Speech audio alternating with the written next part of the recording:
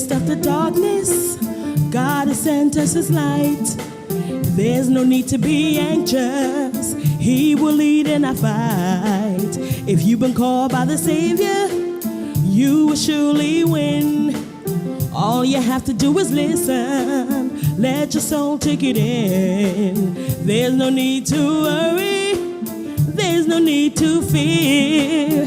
Give yourself completely, for the Lord is here. Are you ready to trust in the Lord? So get ready to trust. Welcome everybody to the Trust in the Lord Hour. I'm your host, James David, trusting in the Lord for the past 40 years, perhaps longer, but teaching consecutively, contiguously, without fail, over the past 13 years, and we'll try to figure out exactly when we're into the 14th year. How's everybody doing? Today is day 45 of the writing of Proverbs chapter 3, verse 7 through 13, where all of it got started 13 years ago. With Proverbs chapter 3, verse 5 through 6. Trust in the Lord with all thine heart, lean not to thine own understanding, and all thy ways acknowledge him, and he shall direct your paths. Okay, so I forgot to tell today's message is a message to the elect and the righteous. And we'll try to figure out whether those two are synonymous, but most assuredly to the elect and most emphatically to the righteous. And there are a couple of things I want to say. If you'll allow me, please, to back up just a little bit, because I want to go over some of the things that we taught in a lesson earlier regarding favor and understanding racial harmony.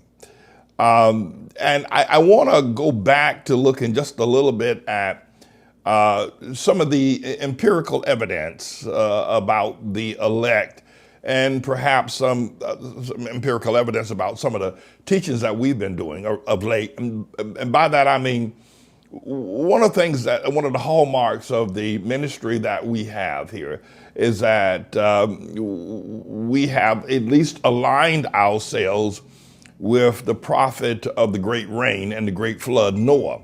The Bible says that Noah was a preacher of righteousness in 2 Peter chapter 2, verse 5. And it says, and so we've aligned ourselves with that, Noah.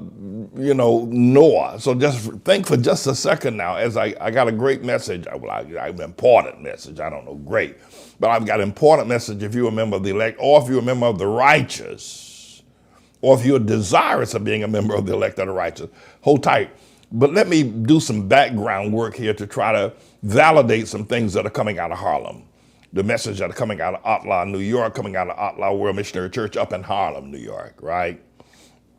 And that is that I want to express that I have been preaching righteousness, and quite frankly got it out of the teachings about when the Holy Spirit comes, he will reprove the world of sin and will preach righteousness. And then, of course, Noah was a preacher of righteousness. So righteousness, everybody knows Pastor Manning. And that word righteousness has become synonymous with a whole lot of other things.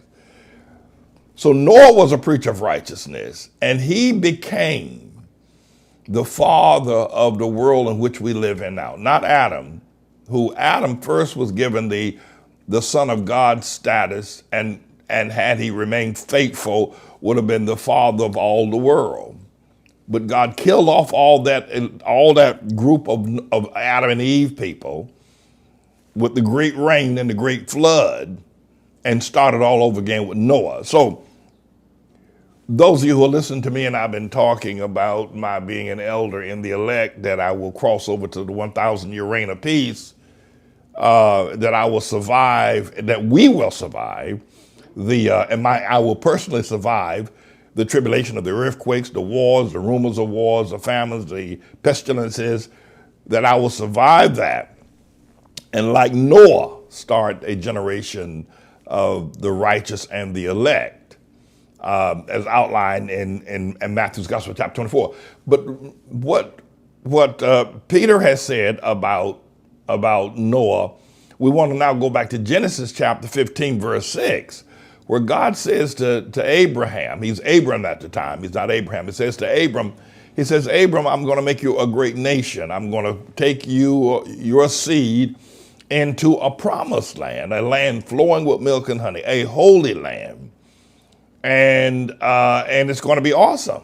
And he encouraged Abram to leave his family there in Ur of the Chaldees, which was very prosperous. I mean, it was a combination of Paris, of Rome, of Hollywood, of Beverly Hills, of, all the Hamptons in New York, Palm Beach. Leaving the Ur of the Chaldees was like, leaving the Tigris and the Euphrates River was like leaving Palm Beach in Florida, Beverly Hills in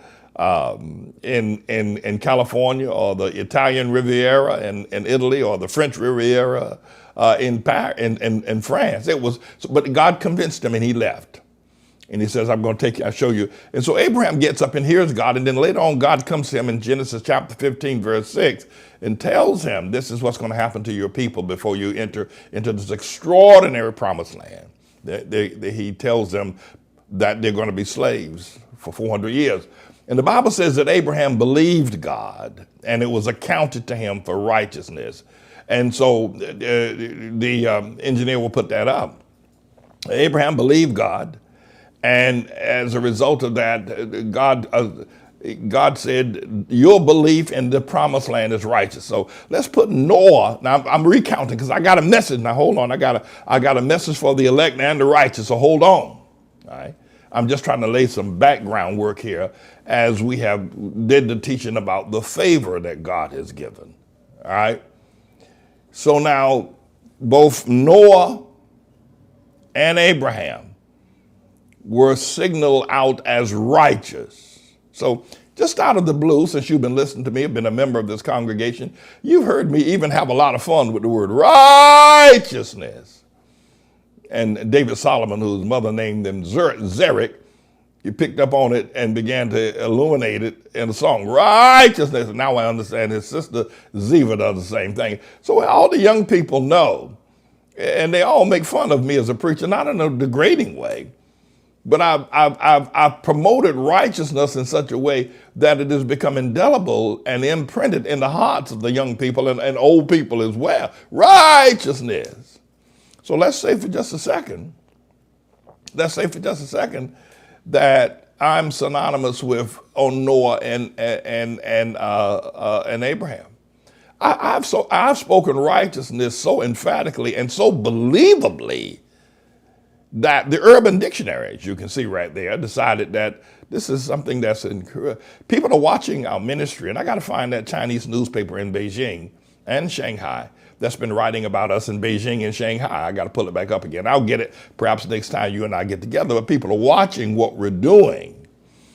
And so the writers and people of the contributors to the Urban Dictionary, in addition to the long-legged Mac Daddy and the pinch-nosed Negro, have also suggested righteousness, because I've said it with such emphasis and such belief. I've convinced the people of the Urban Dictionary that it is noteworthy of being in the dictionary.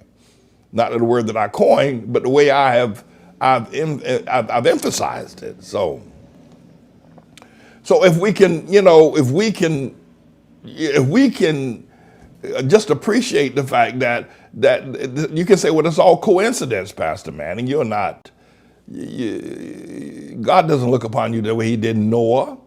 God doesn't look upon you the way he did Abraham. All right. I mean, I'm not going to argue with you. We're not going to fight. We're not going to fall out. We're not going to get attitude with one another. I'm still cool with you. And you don't have to believe me. I'm just asking you to listen to it, right? And it makes for good, it makes for good satire at the very least. If not for absolute truth. Now, if you ask me, I'm telling you because I know it's the absolute stomp down truth that God has, that he has, that I am synonymous with Noah and with Abraham, not just with the righteousness bit, but with the promised land, with the holy city, with the father and elder of the 1,000-year reign of peace. And by the way, I might even be more significant, not that I'm trying to exalt myself, than Abraham or Noah, because I'm going to get 1,000 years. Noah only lived 966 years. I think that's what he lived. I'm going to get 1,000 years. So at any rate, we'll be pretty close on one another. I wanted to be able to express that And because I want all the, the members of the ATLAH Church and members of the elect, I want you to think about it for just a second. And of course, you can say, Pastor, man, are you that close? And is God looking at you the same way he looked at that Abraham? Is God looking at you the same way he looked at the way he looked at Noah? Come on now, Pastor Manning. Come on. You can't be saying that. You claim the Lord gonna slap you upside the head, Pastor Manning, for making such statements. But I do want to say that Almighty God has said to me that Harlem is a new promised land, and he's given me a name. If you look in Revelation chapter 3, verse 12, you will see that God promised to give a new name. And he said, him that overcometh will I make a pillar in the temple of my God, and he shall go out. He shall go no more out, and I will write upon him the name of my God and the name of the city of my God, which is the New Jerusalem, which cometh down out of heaven from the city of God, and I will write upon him my new name. So Harlem has got a new name, and it's now the New Jerusalem. Now, you don't have to believe that. You don't have to believe that. And you ought to ask the question, and you ought to go to your prayer closet tomorrow morning and say, Lord, is this really true what Pastor Manning is saying? But one other thing I want to show you, that not only has God given me a new name, I said as many as going nearly 30 years ago now, when God spoke the word ATLAH, I was praying in tongues for all you Pentecostals. I was praying in tongues, and after I finished praying in tongues, the Lord said to me, so I see now the new name that you have spoken is the word that you have just spoken I've given is a new name I've given for Harlem. And the word I had just spoken was ATLAH. Now, I've stated that word ATLAH had not been heard by men nor angels till God spoke it to me. And at the time, I was not fully cognizant of all the things that God has said about names and about what he had said in the book of Revelation. But he said that I'm the only person on the earth. He hasn't even shared that name with the angels in heaven. So I want to read to you from, what's this? Hold on a second. I want to read to you from Revelation chapter 2, verse 17. He that hath an ear, let him hear what the Spirit saith unto the churches.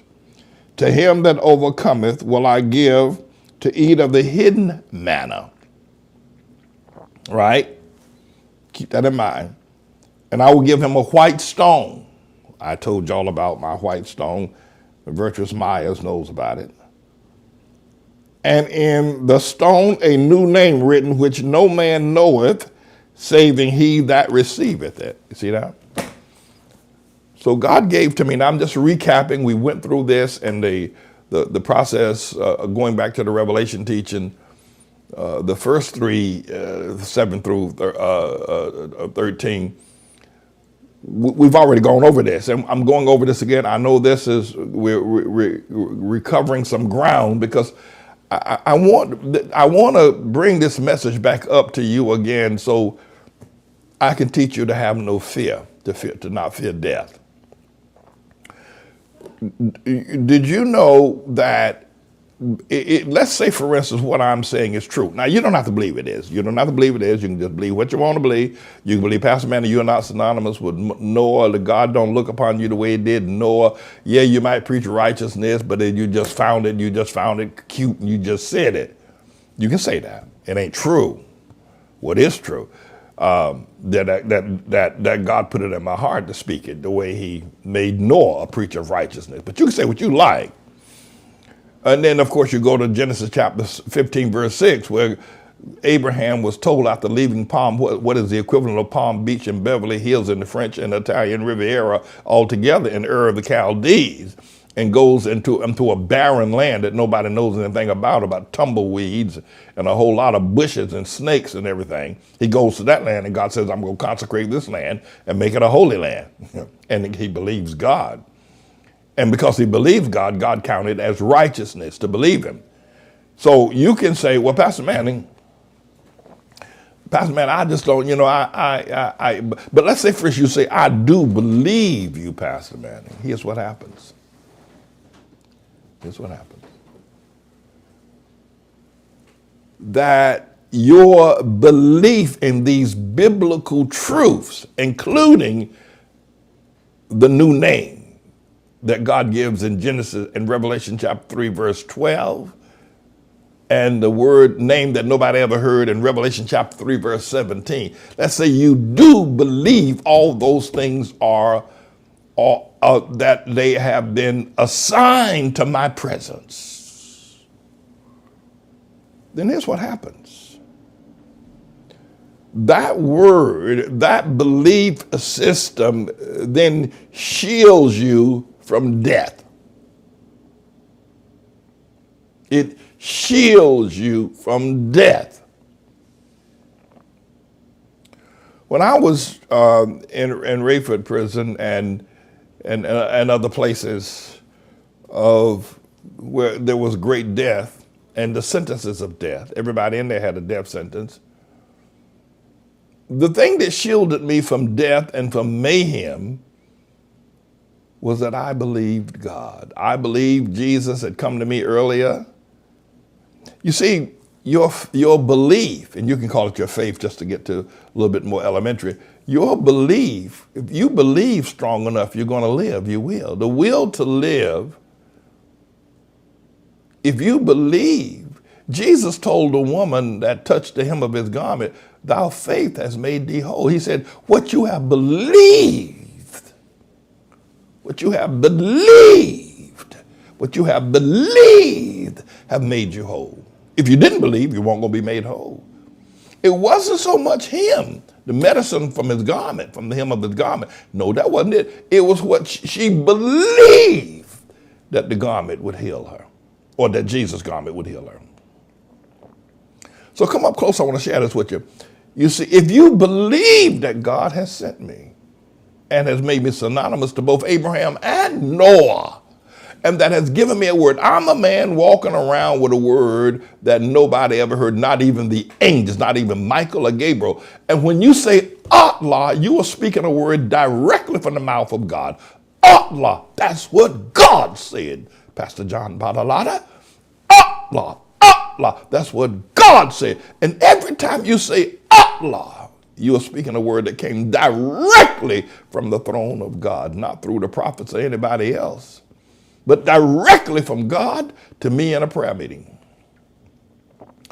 And if you believe, your belief has the power in a non-sectarian, non-spiritual way. Your belief has the power to sustain you. I believe, like Little Train said, I think I can, I believe I can, I will.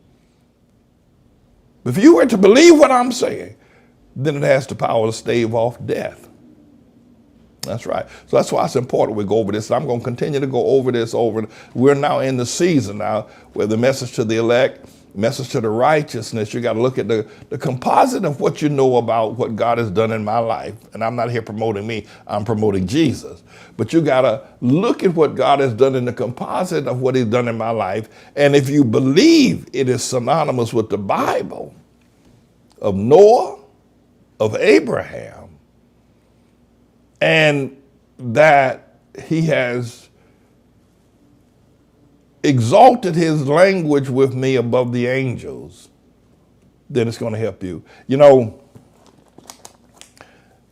David said in Psalms 37, I will never beg bread, I'll never be defeated. And I believe that about myself, and I've been saying it, you know, that's another one I say. And 12 Watts has put down some tracks on that thing that'll make you want to stand up and talk in tongues. Wish he sings that song. But I believe I will never beg bread, and I'll never be. The people say, well, you can't. I think once somebody said to me, Pastor Man, you can't say that because you don't know what's going to happen. Stop saying that because you might be embarrassed one day. Stop saying that you'll never beg bread, you'll never be defeated. Stop saying that. I said, it was a church member. Well, so church member said to me, stop saying that because you may be embarrassed one day. No, you're wrong. You're wrong, church member. No, my belief is stronger than my disbelief. Good God. My belief is stronger than my disbelief. And my belief will win out over poverty and over want. So that's why it's important for me to keep going over this, the righteousness. And check this out. I don't know the people who submitted that word righteousness to the Urban Dictionary. I don't know. It's not important. What is important is somebody who's been listening to him, who's definitely not a member of the church and probably not even saved.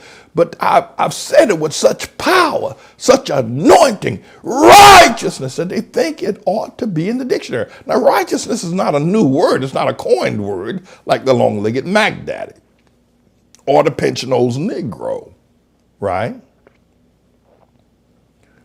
But righteousness or the, tribulation Trump. So people who don't even attend this church and I don't know anything about in the literary world believe what I'm saying so much so they think it ought to be chronicled as an icon for humanity to be able to observe. All right, so we got that, right? So I have a message and to the people and that Harlem, of course, is the promised land. That's beaming out of Harlem. And imagine you listen to Harlem, a preacher out of Harlem every day. Tell your family about that, see what they think. But here, so fear not death in the midst of this coronavirus, and I'm going to talk to you a little bit more about how to protect yourself, but fear not death in the midst of this coronavirus, all right? I want to say this. Now, I was teaching at the Open Rewards prayer meeting. I got started with some of this teaching, and I want to look primarily at all of God's elect, all of God's righteous, all of God's people. Now, I talked yesterday in the earlier teachings as well about God has given me favor, that I think I'm better loved by Japheth people than I am by Hamite people, quite frankly, to tell you the truth. Now, it's probably, it shouldn't matter. And by Shemite people more so than Hamite people. It's my Hamite blood brothers that I have so much trouble with. And people tell me all the time, oh, Lord, I sure wish you were down here in Tennessee. Lord knows all our family members will be join your church. Up here in Harlem, they walk by me and spit on me. My own people. But that I have favor. But today I want to deliver a word to the Hamite people in particular, if you don't mind, right? During this period and to the non-elect and to the non-righteous, I'll go give y'all this for free. During this coronavirus period, right? During this coronavirus event, what I want to say is that you need to understand the coronavirus, the death. If you would look at the statistics, I think that 40 to 50% of the 118,000 people that have died in America from coronavirus, right, have been members of some nursing home, whether as it got started in the Lakewood nursing home or Lake something up in Seattle, Washington, to over in Maryland or wherever, all nursing homes nationally, that the largest percentage of deaths are happening, coronavirus deaths are happening in nursing home of elderly people or sick people, right? And then the second largest area where coronavirus deaths are or death is happening is in the Hamite community of people, and not just the ghetto dwellers, but Hamites in general. And so the people to the nursing homes, I don't have a direct message. God will give me one, and I'll come up and I'll speak to try to stave off the deaths in the nursing homes. But the Lord has sent me to talk to people that are members in particular of the Hamite community. And the reason why so many people in the Hamite communities are dying. Now, this is a message to the elect, and I want you to fear not death. And those of you who are not members of the Hamite community, but you're members of God's community of people, you can listen to and take advantage of this. Because some of the things I'm going to say do affect both Shemite and Japheth. One is that you've heard the medical reports yourself that the reason why many Hamites are dying is because they are culturally and I suppose culturally and racially probably more susceptible to diabetes, high blood pressure, heart irregularities, and just weak immune systems in general. They have those, and as a part of something that is culturally a higher degree of diabetes, heart issues, blood pressure issues in the Hamite community than is in the Japheth or the Shemite community. Now there is blood pressure and coronary issues and diabetes in Japheth and Shemite, but not nearly as much as in the Hamites. And one of the things that the coronavirus does in terms of killing people is that it kills people who are suffering from those particular items. So therefore, the Hamite people are making the other 30%. So if there's 40% of people that are dying in nursing homes, the other 30% of the 118,000 people that have died as Hamites because they were already, their body's weak with blood pressure problems, diabetes, and other kinds of sicknesses and maladies. So what I want to do, if I have enough time to try to complete this today, if not, I'll come back for another time, is to say to the Hamite people, and everybody's listening now, right? Everybody's listening, to say to the Hamite people, you know, you ought to go on a no salt, no sugar diet. Now, whatever you're cooking right now with salt, I don't think you ought to change that recipe. You may take away a pinch, but don't make food saltless. Don't do that. But don't add salt. And as I was saying the other day, stay away from the Italian restaurants. Those boys love salt.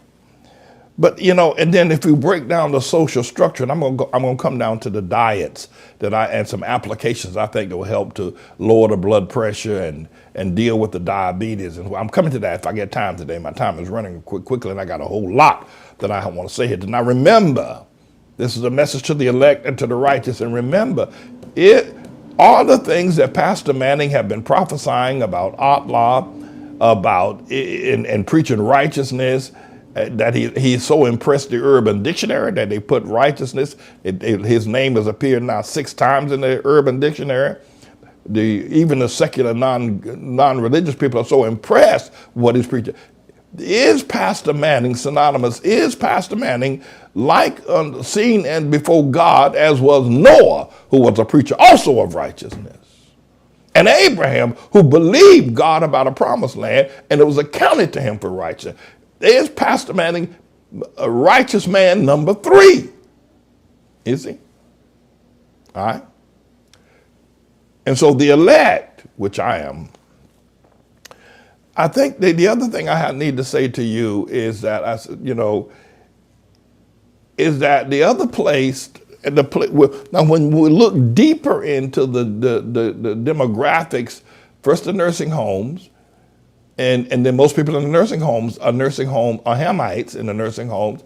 Then when we look deeper into the second with a 30%, the other 30%, so we got 70% of the coronavirus, 70,000 people that have died either as black people or as people in nursing homes. That's right. And when we look deeper within the 30% of those that have died, they are also, the 30% of the Hamites that have died have been members of black churches. That's right, so-called black churches. By that I mean black Baptists, Pentecostals, black charismatics, black African American, black churches, and black religious organizations. And in these religious organizations, you will find a looser, less responsibility. If you go to a church, and a Hamite church, I say black because that's what most people understand, they are the most, what's the word I'm looking for? Unrestricted when it comes to diet. They eat anything. I mean, I think you, in order to qualify to be a member of a black Baptist church or a black Pentecostal church or African Methodist Episcopal church, in order to qualify, you got to be able to say, I will eat anything. And they eat anything in these churches. And not at at whatever the socials or dinners or things that they have, that they do that too. But as a collective group in their own individual homes, they eat anything. And everything they eat is high blood pressure prone, high blood pressure, diabetes prone, coronary heart arteries prone, sicknesses up the wazoo. I mean, the black churches are notable for eating. They restrict nothing. They eat anything. They're like Mikey.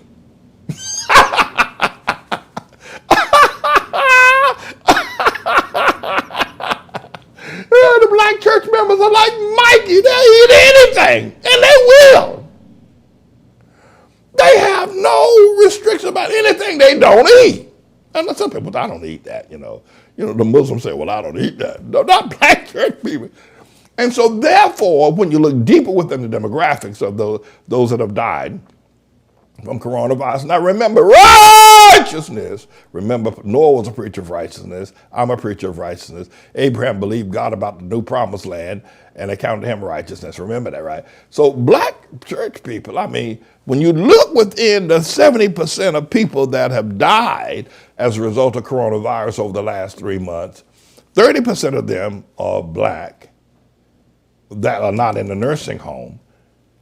And the larger percent of them that have died also church people. We had right here across the street, well, not across the street, but about 4 or 5 blocks from here, a church called the Mount Nebo Baptist Church, where 9 members of that church died at one time from coronavirus.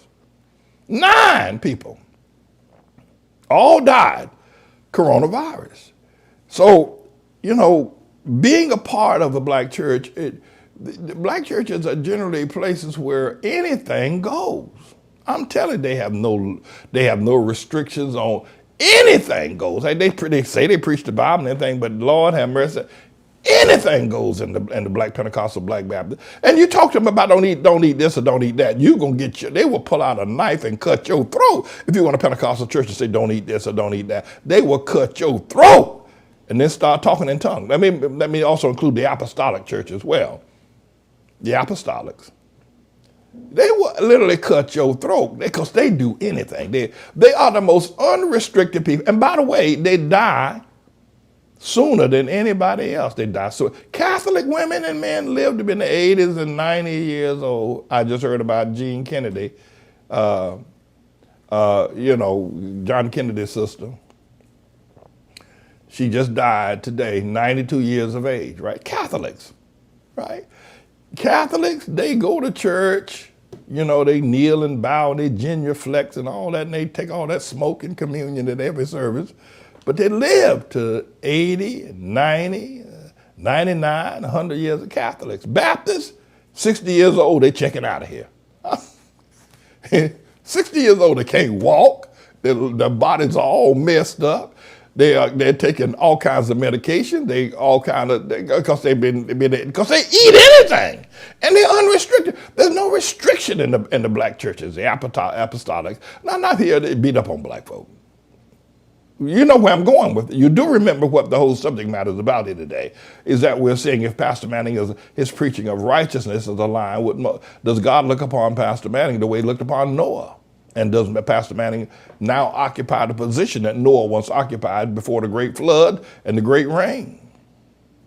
Or does Pastor Manning occupy the same position that Abram had when he left Ur of the Chaldees? And God talked to him, Abram, about the land flowing with milk and honey, the way God's telling Pastor Manning about Harlem and ATLAH.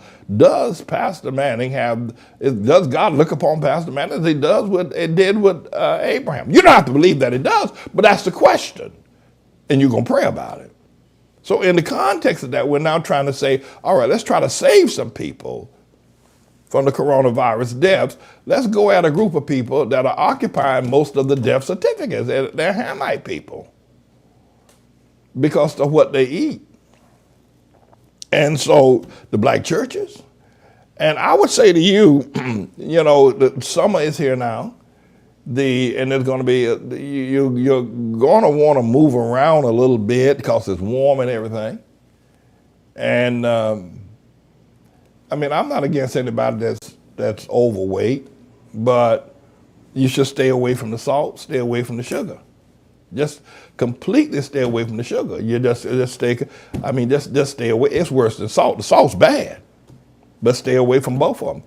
You say, well, how do I do that? Well, you can still use salt to cook the food.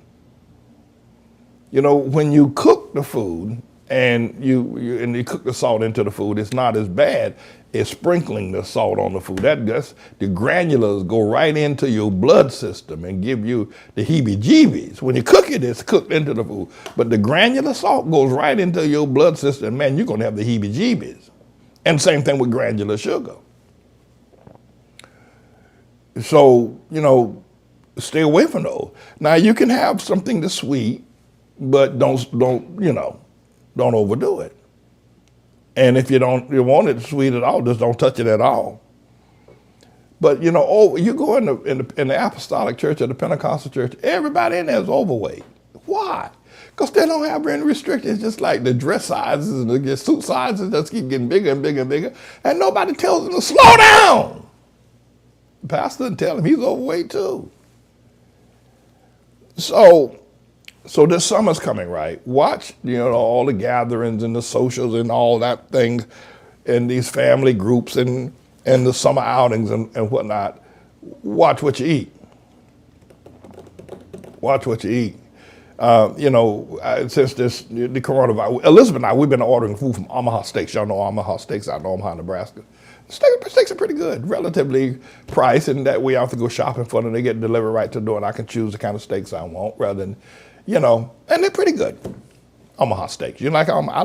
I like Omaha Steaks. You might try them. I'm not advertising. I did advertise for Omaha Steaks many years ago. Omaha Steaks, Omaha. North Carolina people can't talk. Country people. I'm country. So they made us take a package of Frank's hot dogs, right? And the hot dogs were 70% beef and 30% pork, right? So I'm not eating, so we can't get it, but you got to take it to get the other deals you got to take. So we took the hot dogs, right? So, but I said, I'm not going to give them to anybody because I'm not giving anybody any pork. I'm not going to do it, right? So what's wrong with pork? Don't take no pork chop off my plate. So the other night I told Elizabeth, I said, well, cook one of those hot dogs. Let me see, cook with that. So she cooked it. It looked awful. It smelled awful. Now, what I'm about to say, you may want to close your ears, but I have to tell you the truth. It has 70% beef, 30% pork, and I don't eat pork. I don't eat pork at all, not at all. I'd rather drink a box of salt than eat pork. But I said, okay, let me taste this hot. Let's see what it costs. The Omaha Steaks food is really good. The steaks are good. So Elizabeth cooked one of them, and I cut off it. It tastes all right. Then I cut off another piece, and I said, oh no, I don't want to eat this. So I told her to throw it away. She did. But last night I started getting sick. Now here's the thing you don't want to hear. Actually, it gave me diarrhea. You don't want to hear that. You didn't hear me. I didn't say it. But it did. That stuff, and a headache too. I don't get headaches. But I got a little woozy. Could that pork touch my, and no, it was the hot dog, I only ate like 2 pieces of it, 30% and then 70%, but that pork is powerful. It will kill you. So watch out. All right, unless you want to get on the coronavirus death list. So you can cook with salt. Cook it thoroughly. Let it melt into the food, but don't those salt granulars, like Elder Bowman used to do. That boy should walk around with a bottle of salt in his pocket. Doggone. Don't add salt to your food. Whatever, I don't care what it tastes like, just don't add it. And just keep eating it, and keep eating. Here's what you do. You say, well, Pastor Man, I love a little bit more salt on my chicken. I love a little bit more salt on my potatoes, man. A little bit more salt on my potato salad. And but here's what you do. I'll tell you what you do. So just eat the food without the salt, right? The salt that's already cooked into it, good. You're good to go. But your habit has been to always sprinkle salt. No, don't do that. All right, don't do that. You say, well, don't taste as good. Just go ahead and eat it anyway. Eat that. And just eat for the next 7 weeks, until sometime in August, right? And you eating without sprinkled salt. And what you're going to discover is that the food will taste good and you will not miss the salt anymore. In other words, you have become acclimated to a lot of salt. You like salt, but you don't have to have it. The food can taste good. Now, salt does enhance the flavor of food. I can tell you that. And I tell you the other thing, got to watch out for steak sauce and ketchup and hot sauce, because you got a lot of salt in that too. That's what makes it taste so good. The hot sauce, the ketchup, and the barbecue sauce, that stuff has got more salt than the Great Salt Lake. But what I'm saying to you is that normalize your diet without salt, and after about 7 weeks, you won't miss it. You'll notice the food has a wonderful flavor and a wonderful taste, and you might start enjoying the flavors of the food rather than the flavors of the salt enhancement, and you won't need it anymore. You can take 7 weeks to wean yourself, but you got to wean yourself. Amen? So, and now here, just look at the time. My time is almost gone. So here's some other things that you want to do. You want to 7 weeks, no salt, 7 weeks, no sugar. Now you can have a little sweet stuff, but not much.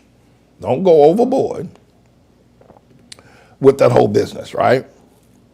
And I would say that one of the things that you want to do is that foods that grow in the earth have a propensity and a potential to lower your blood pressure on just automatically, salt or no salt.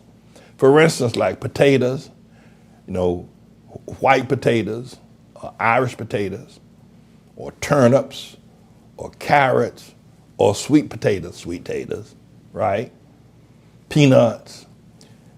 The foods that you have to pull up out of the ground and got to wash the dirt off of them, right? And that's just a few that I just named. That you got to pull up out of the ground and wash the dirt. They will lower your blood pressure just by eating them. They are medicine of their own. And everybody knows the best medicine in the world is a potato. Everybody knows that. Why? It grows on the ground, it's full of dirt, and it'll just blow your blood pressure and your diabetes too. So potatoes, sweet potatoes, carrots, onions, turnips, and whatnot. I bought some turnips the other day, and Elizabeth showed it to me. It looked like it had mold. I said, what is? I said, maybe these people are growing these turnips in an incubator somewhere. Maybe they're not growing them in the ground. We got to watch these people in New York. Maybe they're not growing them in the ground anymore. What is this? But turnips are, potatoes. And then the next category of food. Now, there are a whole lot of foods that grow underneath, that grow in the ground that you got to actually pull up out of the ground, right?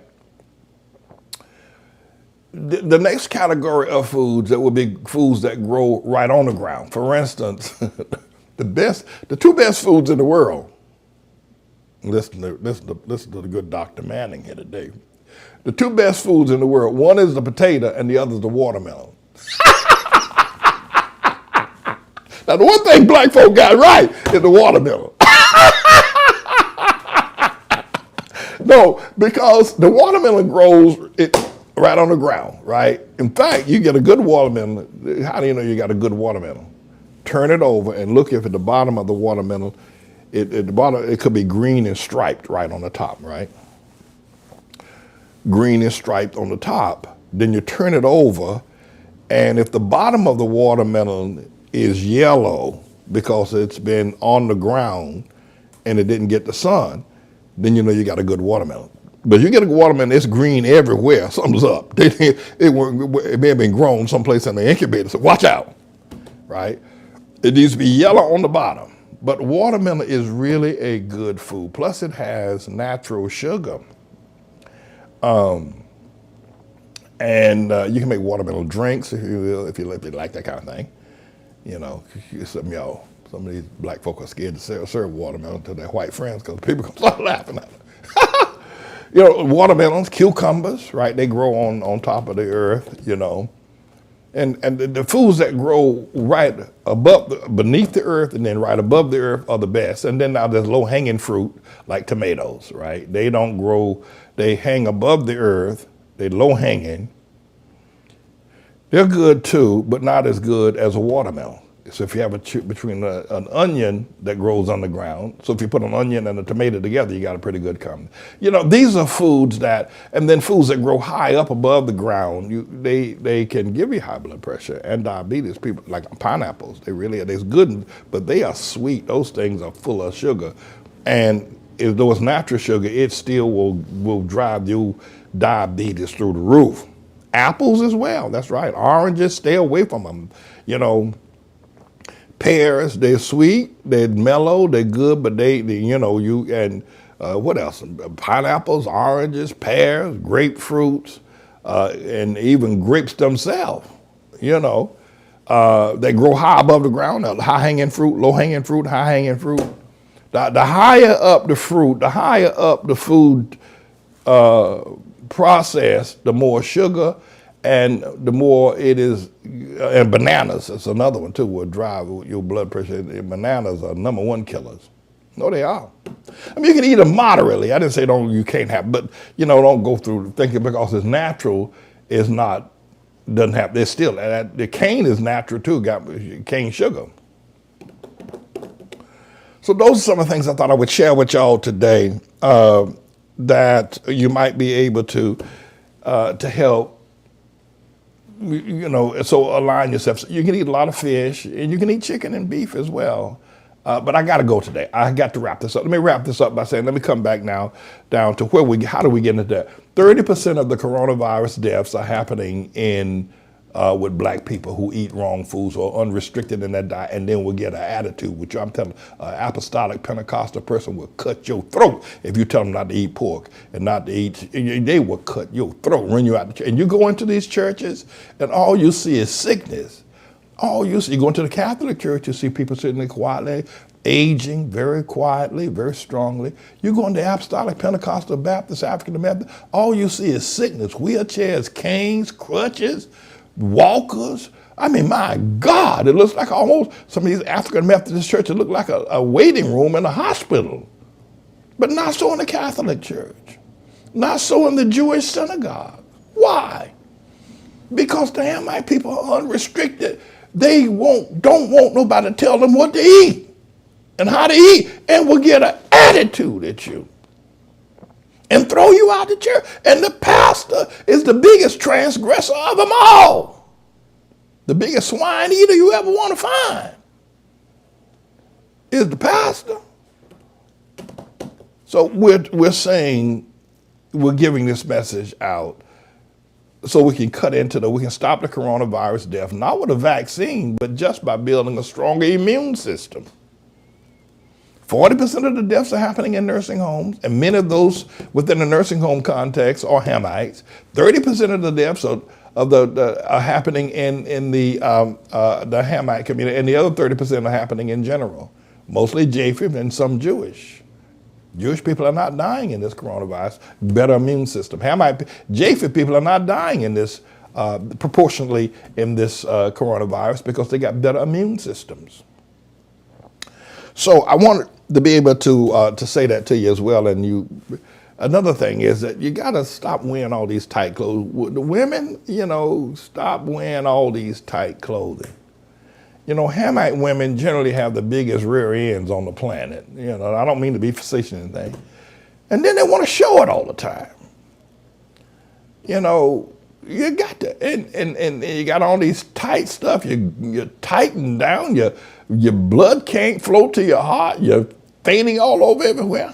See, people in the Pentecostal church fainting. They ain't fainting because of the Holy Ghost. They're fainting because they got these tight girdles and belts and stockings and whatever else they got on. They falling out from no blood to the brain.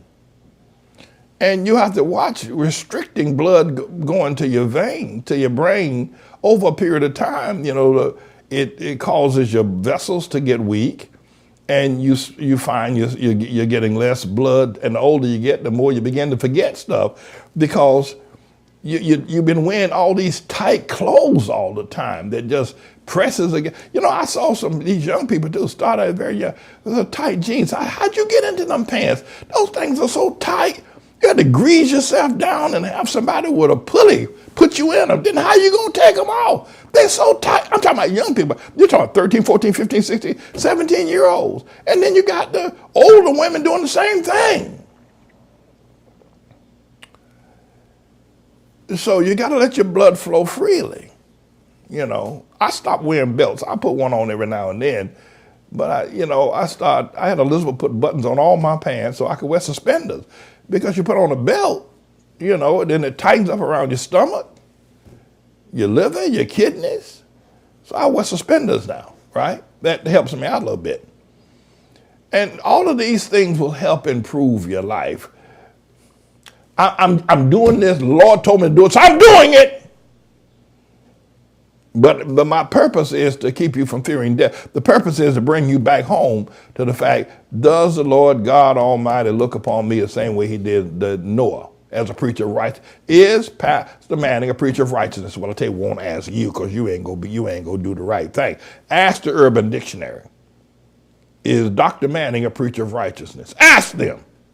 Ask a secular, non-believing, non-member of the congregation of the church, is Pastor Manning a preacher of righteousness? Who else do you know in the Bible is a preacher of righteousness? Noah. And then you got Pastor Manning. He's not a preacher of prosperity. Well, we want to Joel Osteen preach prosperity, crap no dollar, crap, titty jack, titty jack, titty jack, they preach prosperity,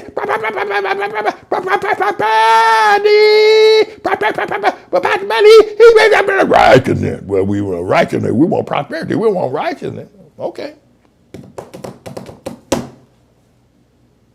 But Noah was not a preacher of prosperity. Right? Now, Abraham preached about the promised land, and so do I. But you want to ask yourself that question, is Pastor Manning, a preacher of righteousness? Now, finally, my friends, I got a few minutes more. Can I say one other thing to you? And I promise not to inflict my three other things, and I'm gone. Thing number one is that love your hair. Now, if it's you got a real hair problem, you're bald-headed or something like that, if you're a man, so what? It ain't got nothing to do with anything. But if you're a woman and your hair is not necessarily where it needs to be, okay, you want to put on a little wig, all right, but don't wear it too much. But, I'm concerned about the women who put all these braids in their hair because it tightens your hair and it pulls your skin. They tie it up real tight and they make it real tight. And then I saw a woman the other day, she had braids, they were all the way down to her buttocks, right? Those things are heavy. So you almost kill yourself. Those braids, they were all down here, and there must have been at least 20 pounds of hair on her head. Now, some of the members of our church work in the hair braiding business, African women, so I'm cutting into their business right now. But, 20 pounds of hair on your head is not natural. And some of these weaves, you got 5-10 pounds of hair on your head. That ain't natural.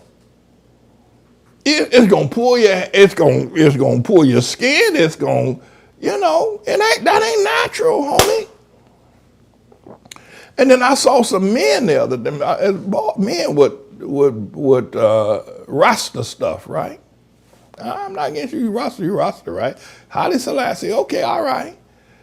But these guys got that stuff twirled around their head 4 and 5 feet deep, 2 feet high, and then they got to drop it down their back. They got 30 pounds of natural hair on their head. That ain't natural for your body, your neck, to carry that much hair, that much weight, man. That ain't natural. What about the men of old? They had hair. Yeah, but, they groomed it. All this hair on your head, your neck breaking, that's number one. Number two is that, work on your face and your teeth. All right? Your face can withstand anything. Do you know that? Your faith can withstand, oh Lord, look at that. Good God Almighty. Get rid of that guy. Your faith can stand anything. Your faith can stand anything from a slap to a whack with a bat. Just close your eyes. The face is probably the most vulnerable, most powerful segment of your body. That's right, it can withstand anything. Even all that the makeup and stuff y'all put on it. You can wash it right off. So work on improving your skin, your face, and your teeth, and that'll offset if your hair ain't so bad. Now, if you got bad hair and you don't come in our church looking bad. do something. do something. But don't overdo it. Do it modest. You want to put on a little something, look a little wig or something. All right, okay.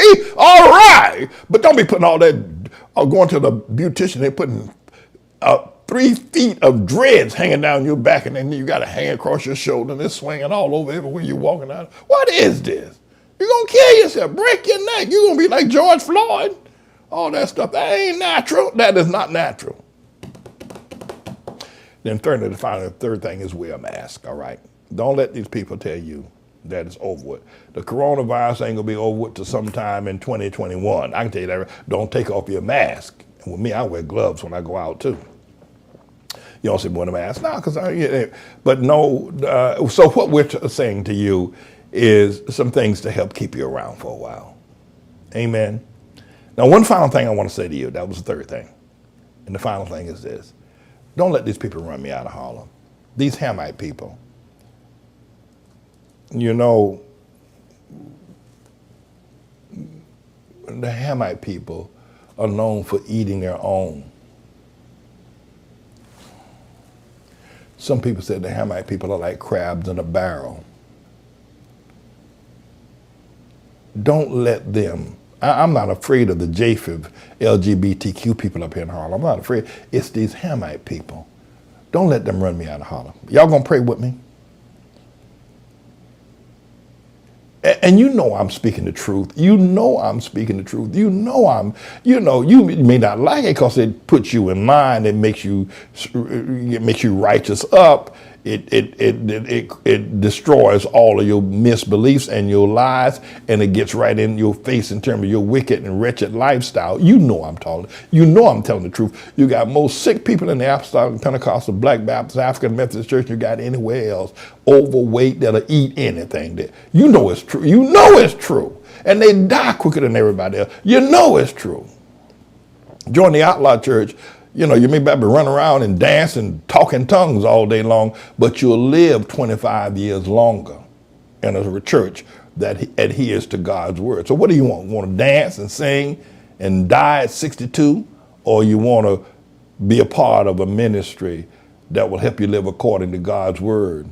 And you're up to 92 and you still can give God the praise. You got to make up your mind. You got to realize that the level of teaching. Don't let these people run me out of town because I don't get down with all that crazy stuff. Like I started, imagine all the women are going to start coming at me because I said, take all that stuff out your, it's too much weight on your head. Imagine all the people, I ain't going to tell me what to do. I can tell me why I wear my hair the way I want to wear. And the preacher telling me nothing about my braid. He don't telling me nothing. Getting in my business. Mind your own business, preacher. You see what I'm saying? I'm just trying to help, right? Don't let them run me out of town, all right? Pray for me. Up there in Harlem, up there in ATLAH, that's what God said. Righteousness. That's what Noah said, and that's what God said. And Abraham believed God, and it was accounted to him for righteousness. Praise Almighty God. Well, we got Father's Day coming up this weekend. Praise the Lord. And we'll have a great celebration here at the ATLAH World Missionary Church. Even with the coronavirus thing, we're trying to figure out how to do that, how to make that all take place in a way that's meaningful. At any rate, stay tuned for the next message of the Manning Report. I am he, James David Manning, and to you out there, everybody, peace out.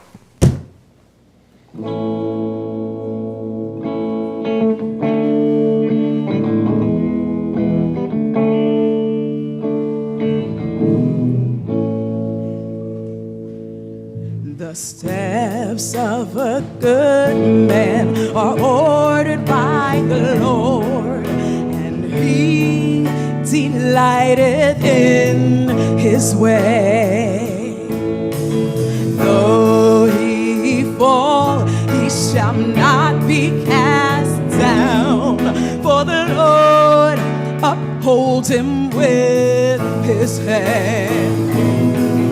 I shall never beg bread, I shall never be defeated, for the Lord is my refuge and my strength.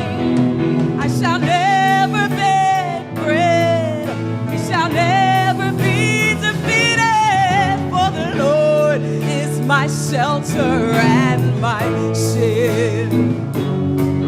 For the Lord is my refuge and my strength. I have been young and now am old, yet have I never ever seen the righteous forsaken, nor in seed begging bread. He is merciful, yeah, and he is blessed. I shall never beg bread, and I'll never be defeated, for the Lord is our refuge and our shield.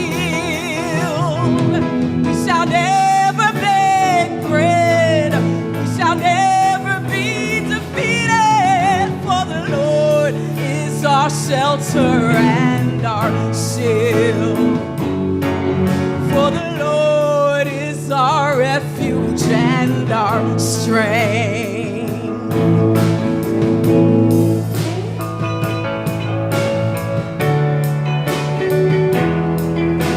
Welcome, everybody, to the Manning Report. I am James David, righteous rebel man in the quintessential American.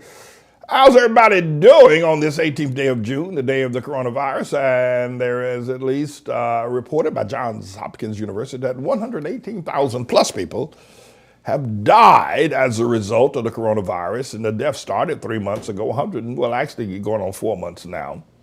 And the prognosticators are saying that's another 70,000 people will die by the end of August. And don't let you be one of them. But that death march is definitely without any opposition to it right now. What I'd like to do in the teachings today, there are a lot of things that are happening in the news. John Bolton's book, it happened in the room where it happened, and all that kind of stuff is going on. And now you can get that someplace else if you want to. The so-called rally that's going to be happening down in Tulsa, and what's happening in Greenwood, you can get that someplace else. Like today, what I want to do is I want to look at an issue that I think is very important. To me, it's extremely important, and that is the deconstructing of the memorials and the statutes and the history of the Confederate South. The taking down of the statutes, and now the banning of the Dixie flag at the NASCAR race that happened this past week. And, the removal of all the Confederate icons and statues and everything else that's associated when America went through strife with herself, and the Union forces were able to overcome the Confederate forces, and the Confederates no longer have their opportunities, and so they're removing the Confederate flags and the statues, and I'm here to go on record today to say I'm totally 100% stomped down against that move. I think the Confederate flag ought to remain flying. They took it down several years ago. Nikki Haley got involved in the process down in Columbia, South Carolina. I preached one Sunday there on the steps of the house or whatever it is in Columbia University, State House in Columbia University. I preached down there under the Confederate flag years ago. I opposed in Gettysburg, in our second meeting at Gettysburg, with a couple of soldiers that were dressed in gray Confederate outfits that were actually original, authentic Confederate outfits and their Confederate flag, and I posed with them there at Gettysburg when we had our 4th of July celebrations going back a few years ago. I'm against the removal of the Confederate flag. I'm against the taking down of the statues. Now, I am not for racism.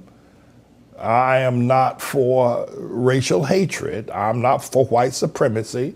I'm not for white separatists. I'm not for segregation. I am not for any of those things that perhaps one may say that the Confederate flag represents. I am not for any of those things. I am not. What I am for is history. You cannot rewrite it. And I think that this notion that by destroying all symbols of the Confederacy, that it was just as much a part of American history as, Christopher Columbus and et cetera, et cetera, et cetera. I think that it's just as much a part of the American history as many of the Indian tribal names that are right here in the state of New York. Many of the cities and towns and rivers are named after the indigenous people that were defeated by the invaders, if you will, years ago. And we haven't changed the names of the Sequoias or the name of some of the other, literally thousands of names of the Indian indigenous people that we went to, or that they went to war. The Japheth brothers, the Puritans, the Pilgrims went to war with over a series of years and defeated the Indians and drove them onto reservations. But the names of the rivers and towns, many of the towns upstate New York probably has more Indian names than you can shake a stick at. The lakes and the rivers are all from the Indian culture of the indigenous people. I don't hear anybody saying remove that. I think it's petty. I think it is filled with more racial hatred than the Dixie flag itself. I think the people who are advocating for the removal of the Dixie flag are filled with more racial hatred than you can shake a stick at, because we've been living fairly peacefully with those flags flying in certain venues. I'm wholeheartedly against it. I'm against the removal of the statues. And Robert E. Lee is a favorite person of mine. You say, well, Pastor Manning, how can you say that? Aren't you ham out your black person? Aren't you? These are generals that fought to keep you enslaved. Well, they lost. They lost. So, they didn't win. So, well, it's not a matter that they lost. Their intent was to keep you enslaved. Well, it didn't happen. A whole lot of people have had intents against me or against others. They lost. And that's all water under the bridge right now. Well, then they shouldn't be honored. Why not? Why not? It doesn't hurt anybody. I think that, it ought to make everybody stronger. That's what I think. I think that by completely removing the so-called opposition forces that believed in slavery and states' rights ought to make people who at least one feel more of an accomplishment, and those of us ought to feel that, all right, so this is a part of our history, our heritage, and we cannot undo it. And so I'm just against it. I support that a movement to restore this, and I think that people need to be. I think this is basically an idea that is fueled by some of probably the biggest racial hatred people that you're going to find, and a lot of these Japheth people probably have greater suspicions and racial, if you will, separation ideas and condescending ideas against black people than did the Confederates did. I can tell you, there are some people that sit in Wall Street, or there are some people in Hollywood, or there's some people in the entertainment industry that their racial suspicions and activities are worse than the plantation owner. You just got to get to know them. For instance, let's say, for instance, you're looking at the number of young men that are being killed by police and allegedly police brutality. And I say allegedly police brutality, and I mean that. Can I share something with you? You would think that the only place that you would have racial hatred that would emanate into or end up in the shooting or hanging or the lynching or mistreating or brutality against a black man, it would only happen in the southern states where they want to take down the Dixie flag and the statues of Robert E. Lee and change the name of the forts, right? You would think, well, that's where it's at, so let's go down there. Can I share something with you? And I promise not to inflict myself upon you any further. Can I share something with you that right here in the state of New York, come on, let's take it home. Let's put it out where you can get it. Right here in the city of New York, there has been per capita more alleged police brutality and killings of black men in New York than there have been in Mississippi or in Georgia or Louisiana or South Carolina. There have been more racially charged alleged police brutality. Let me name one. We'll go Eric Garner most recently, right? Remember him? We'll go back to several years ago to a place called Brooklyn, New York precinct. And let's talk about a fellow by the name of Abner Louima. Arrested by some white boys, white cops, right? Took him in the bathroom and took a plunger that you use to, with a wooden handle on it, that you use to make the toilet go down when sometimes it get stopped up. They stuck that plunger up his rectum time and time and time again. These are two freaky cops. They were freaky cops in the precinct. Tore that man's total intestine, had to have a new set of intestines. Abner Louima, right here in Brooklyn, New York. That's what they did to him. So we got Eric Garner. A few years after that, we had a fellow by the name of Amadou Diallo. Amadou Diallo, right? His mother cried, Amadou, up in the Bronx, on the west side of the Bronx, going into his apartment at one night, and there was a group of police officers that was just recently disbanded. Sabbath sent me a report about some 600 police officers that patrolled the streets at night in plain clothes, plain cars, no badge, don't show nothing. They'll jump out of a car, whoop your head in New York City and get back. Don't make no arrest reports, don't report to the desk sergeant. They do whatever and their motto of Sabbath, of this group that you sent me, their motto is, we own the night.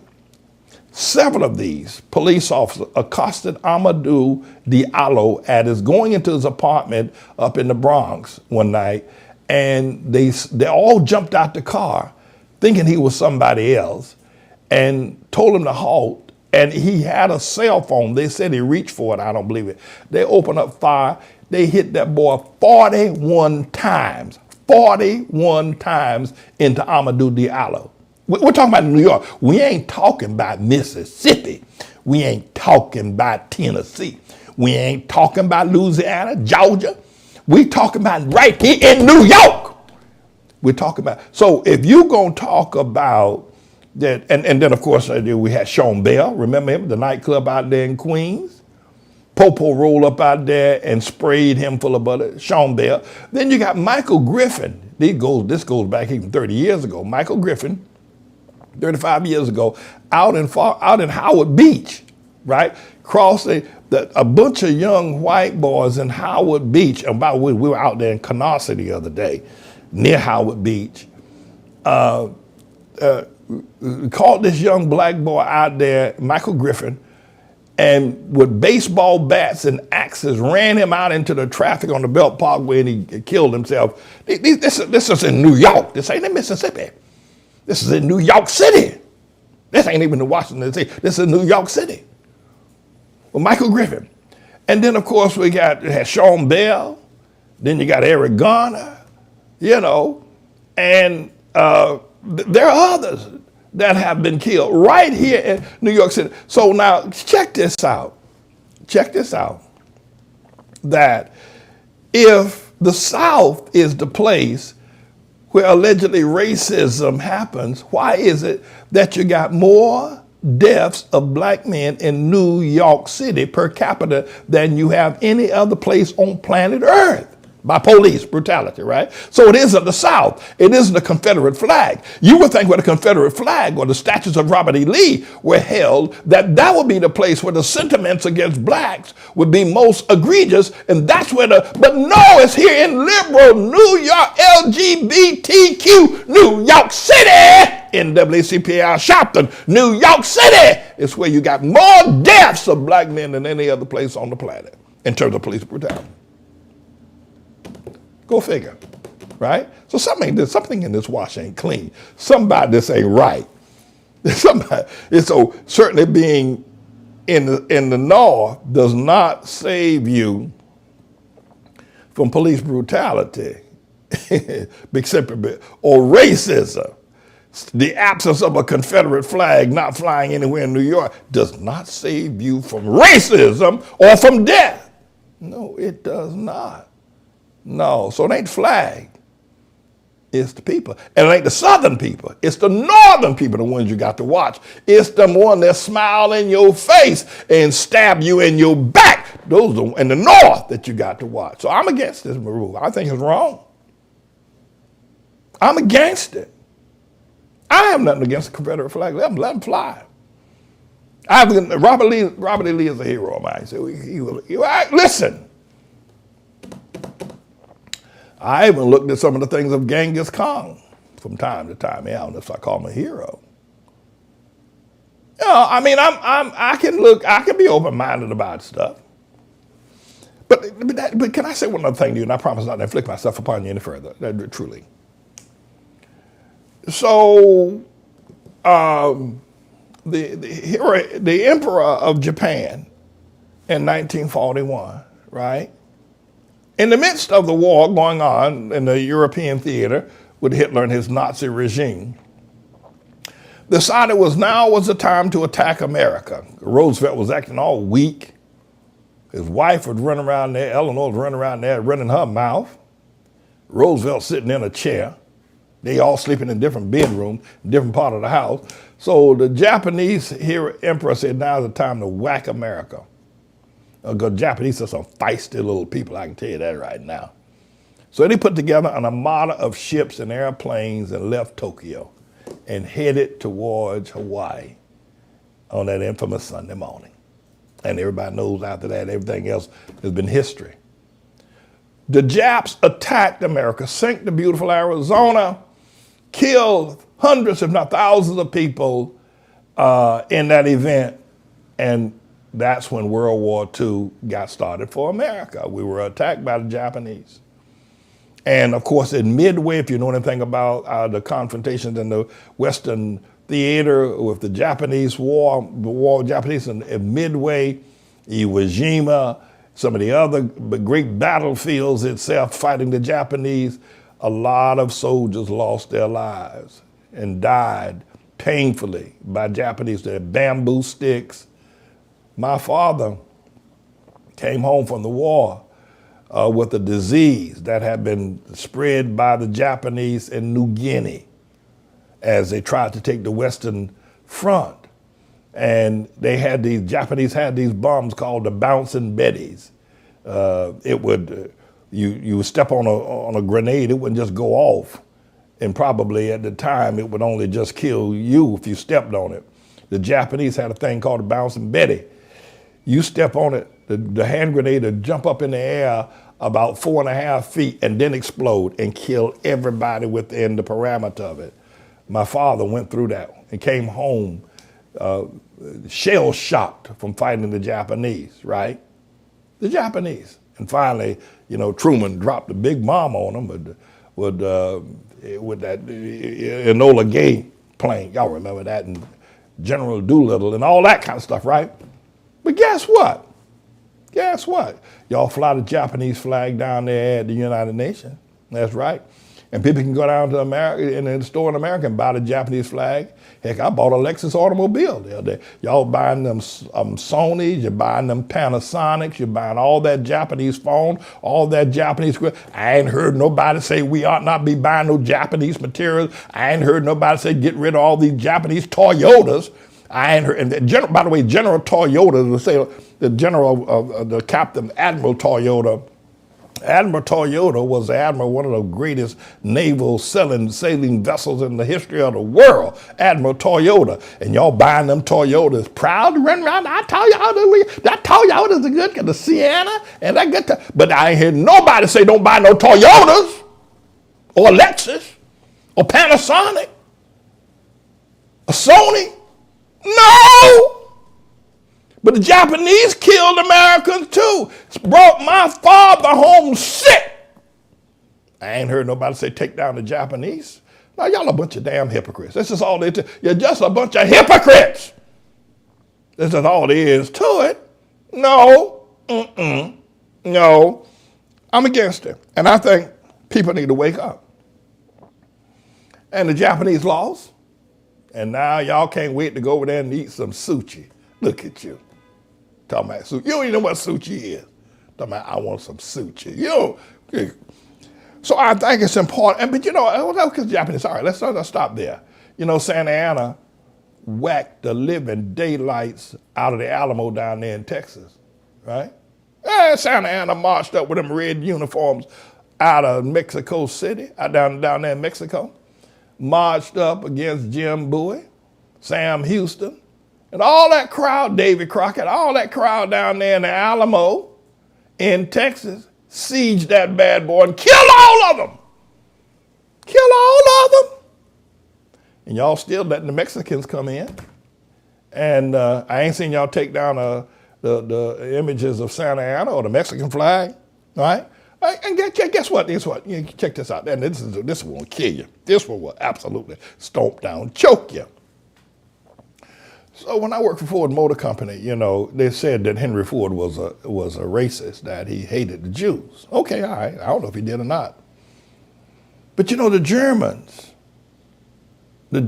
they didn't necessarily attack America but America got involved in the German Nazi war, right? So it was the same thing. And a lot of, hundreds of thousands of Americans, if you go over to Normandy, you ever been to Normandy in France?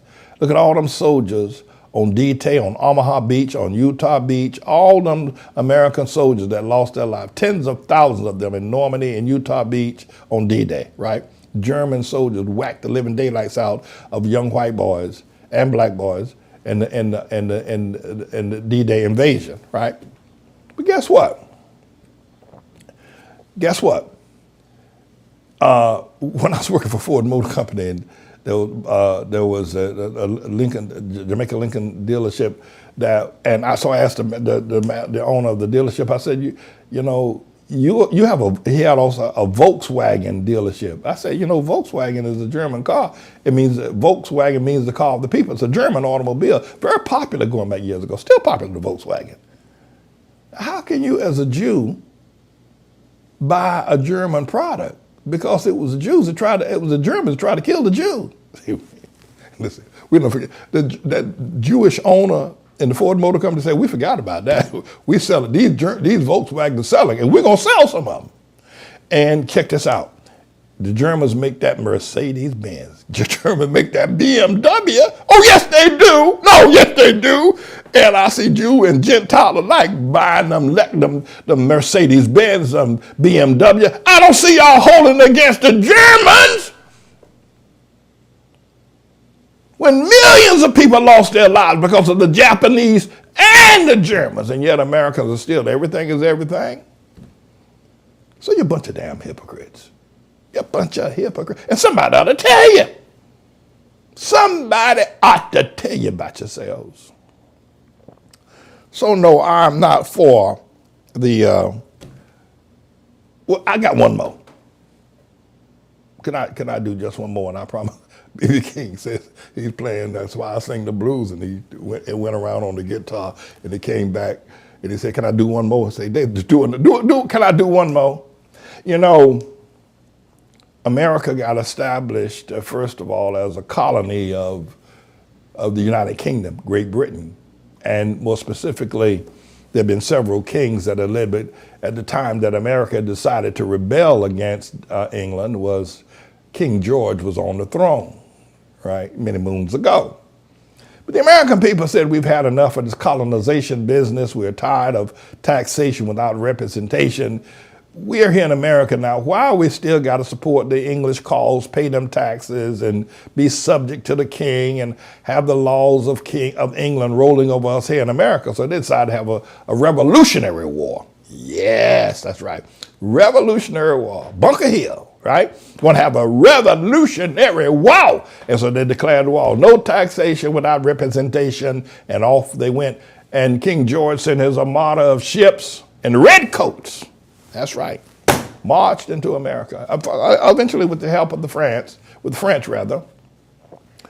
and Ben Franklin's and the great negotiating skills, America won the war and won its independence from the French.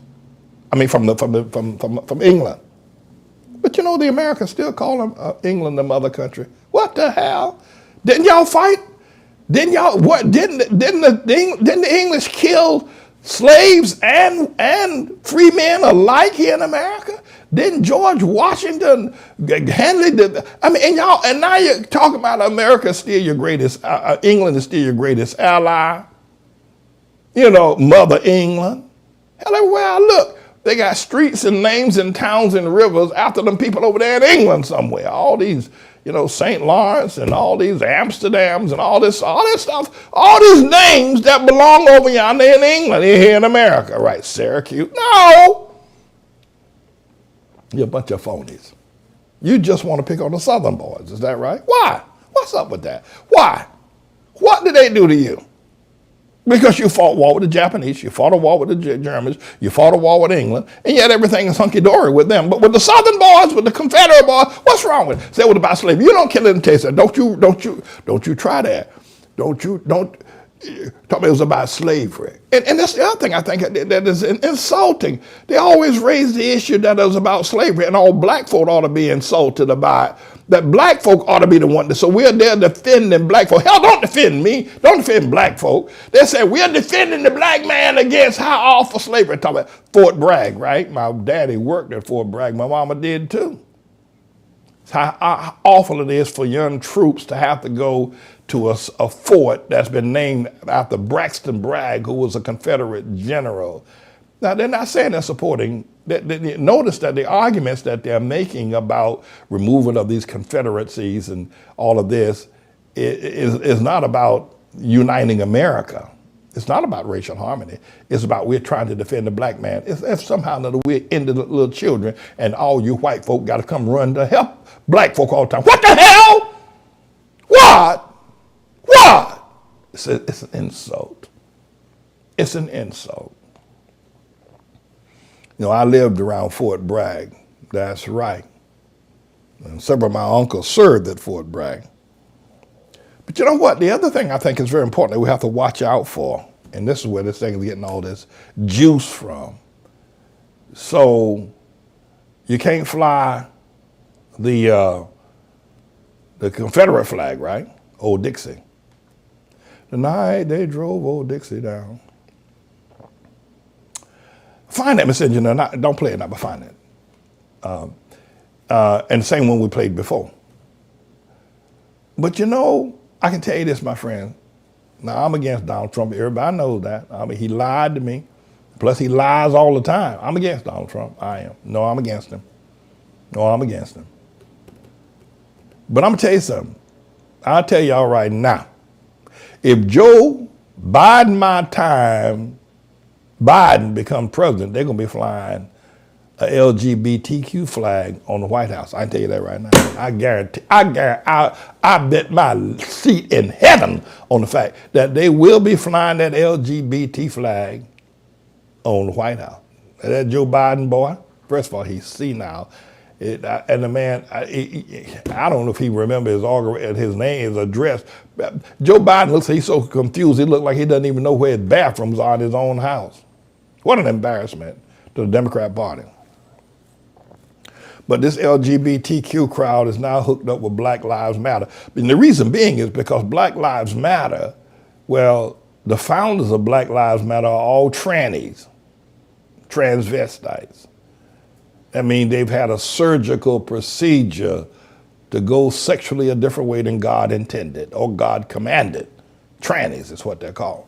And they've hooked up now with the Black Lives Matter, and they've hooked up with the LGBT crowd, have hooked up with the, and this matter is gonna make you so sick that you're gonna be standing up and praying, "Come, Jesus, come."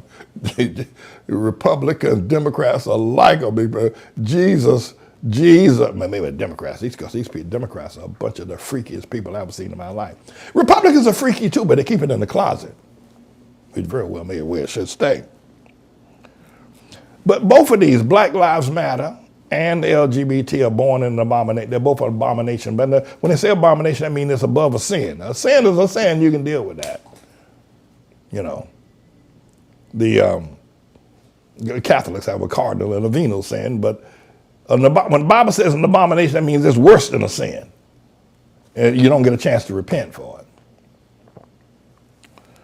And so I think that it's important that we recognize that our nation, while shedding the Confederacy, is now embracing the LGBT and Black Lives Matter flag. Let me tell you something. I was offended when that Muriel Bowser, who is now the mayor of Washington, D.C., when she painted on the streets of Washington, D.C., Black Lives Matter, without consent of the city council, without consent of people in authority. She just, as a black woman, and probably a freaky one too, said paint Black Lives. It's wrong. It's just a violent organization. Why don't you paint on another street the Black Panthers or the Black Nation of Islam? Why not that? No, it was wrong. But they're getting away with it. Except me. I'm lifting up my voice against it. I'm James David Manning, everybody. I'm the Lord's servant. I'll be right back.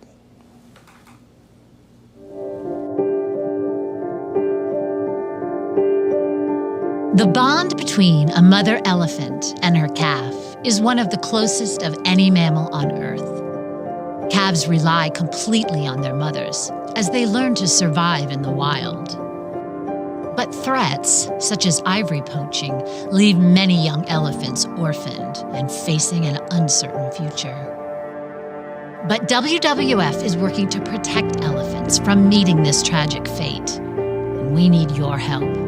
You can support WWF's efforts to protect elephants and other species and habitats around the world. For just $8 a month, you can symbolically adopt an elephant and receive this gift as our way of saying thank you. Call us or visit mywwf.org today. We need your help. Please, act now.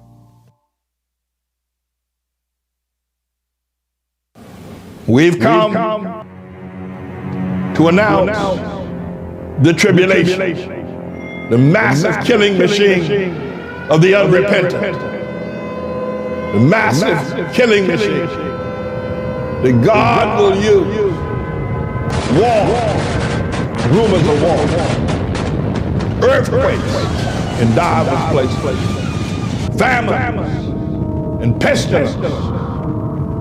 You know, when God killed off that crowd during the days of Noah, the preacher of righteousness, the Bible says, when God killed off that crowd, he only used the flood. But this is massive killing machine in this modern day. God has put to work the earthquakes, the rocks, the rats, the famine, all of which will pursue you and hunt you down until you are dead. And what will be left will be the elect.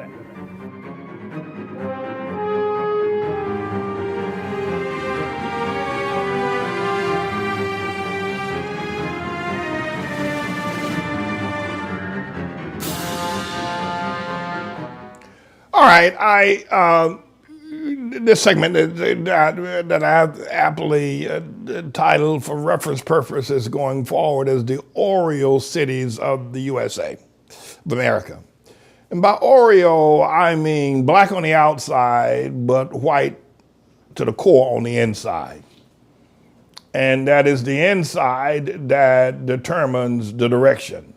And let me tell you what I mean by that. Because if you look now at the major cities, and not only major population cities, but also the major political cities of America, they're all headed now by a Hamite person, whether a Hamite man or woman. Starting with Washington, D.C. and Muriel Bowser. It's not a major city, but it's important. Baltimore, just north of that by 40 miles, the black Hamite person. And then, of course, in Atlanta, Georgia, you've got a Hamite woman. That's a major the headquarters. That's the capital of the South, Atlanta. And then you move west over to Houston, and you've got a black mayor there. And then move west and north up to Dallas, you've also got a black mayor. And move further west all the way to the coast up in San Francisco north, you got a black mayor there. You know, and of course you go in Richmond, you've got a black mayor. Montgomery, Birmingham, you've got black mayors there. And you're up in St. Paul, Minnesota, you got a black mayor. And in Minneapolis, Minnesota, home of George Floyd, you got a black police chief. See, all of this blackness on the outside has only increased whiteness on the inside. Can I run a theory past you? Let's say, for instance, that all of these cities were now led by Japheth or Shemite men or women. Then there would be no argument about who they are and what they represent. But the fact that they're represented by Hamites gives a false sense of security to the Hamite people that somehow or another they have arrived. Case in point, you know, America allowed Barack Hussein Obama. Now, he was not black, but everybody said he was. So, you know, we'll let that argument stand for this purpose. But if you look at the data, and you can do this honestly on your own, if you look at the data of the standing of the black man in America, as wretched and awful and rap-oriented as it was, as food stamp dependent as it was, as ghetto-minded as it was, from 2000 to 2007, or since Bill Clinton, to 2007, and the stability of that, home ownership, college graduates, mortality rates, and then look at from 2008 to 2016, the years that Obama reigned, and you'll notice an increase, a great decline in the life expectancy of the black man, a great decline in college degree graduations, a great decline in home ownership, a great decline in family structure, a great decline in upward mobility. Obama brought with him a decline, not an upswing.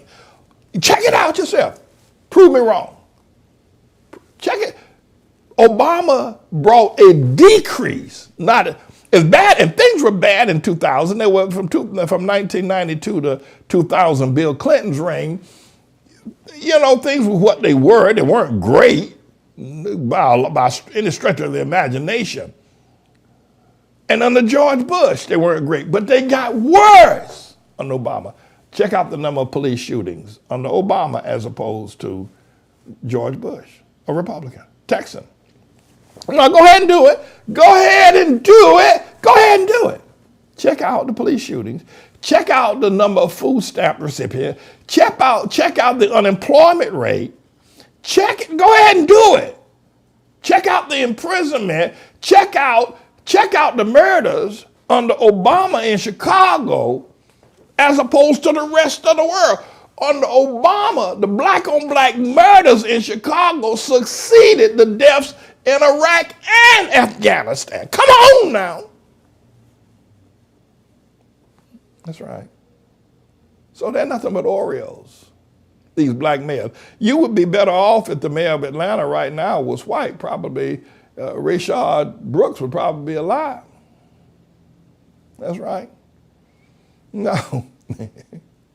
Used to Pastor Manning, we hate you, No, you don't hate me. You just hate the truth I tell. I'm telling the truth.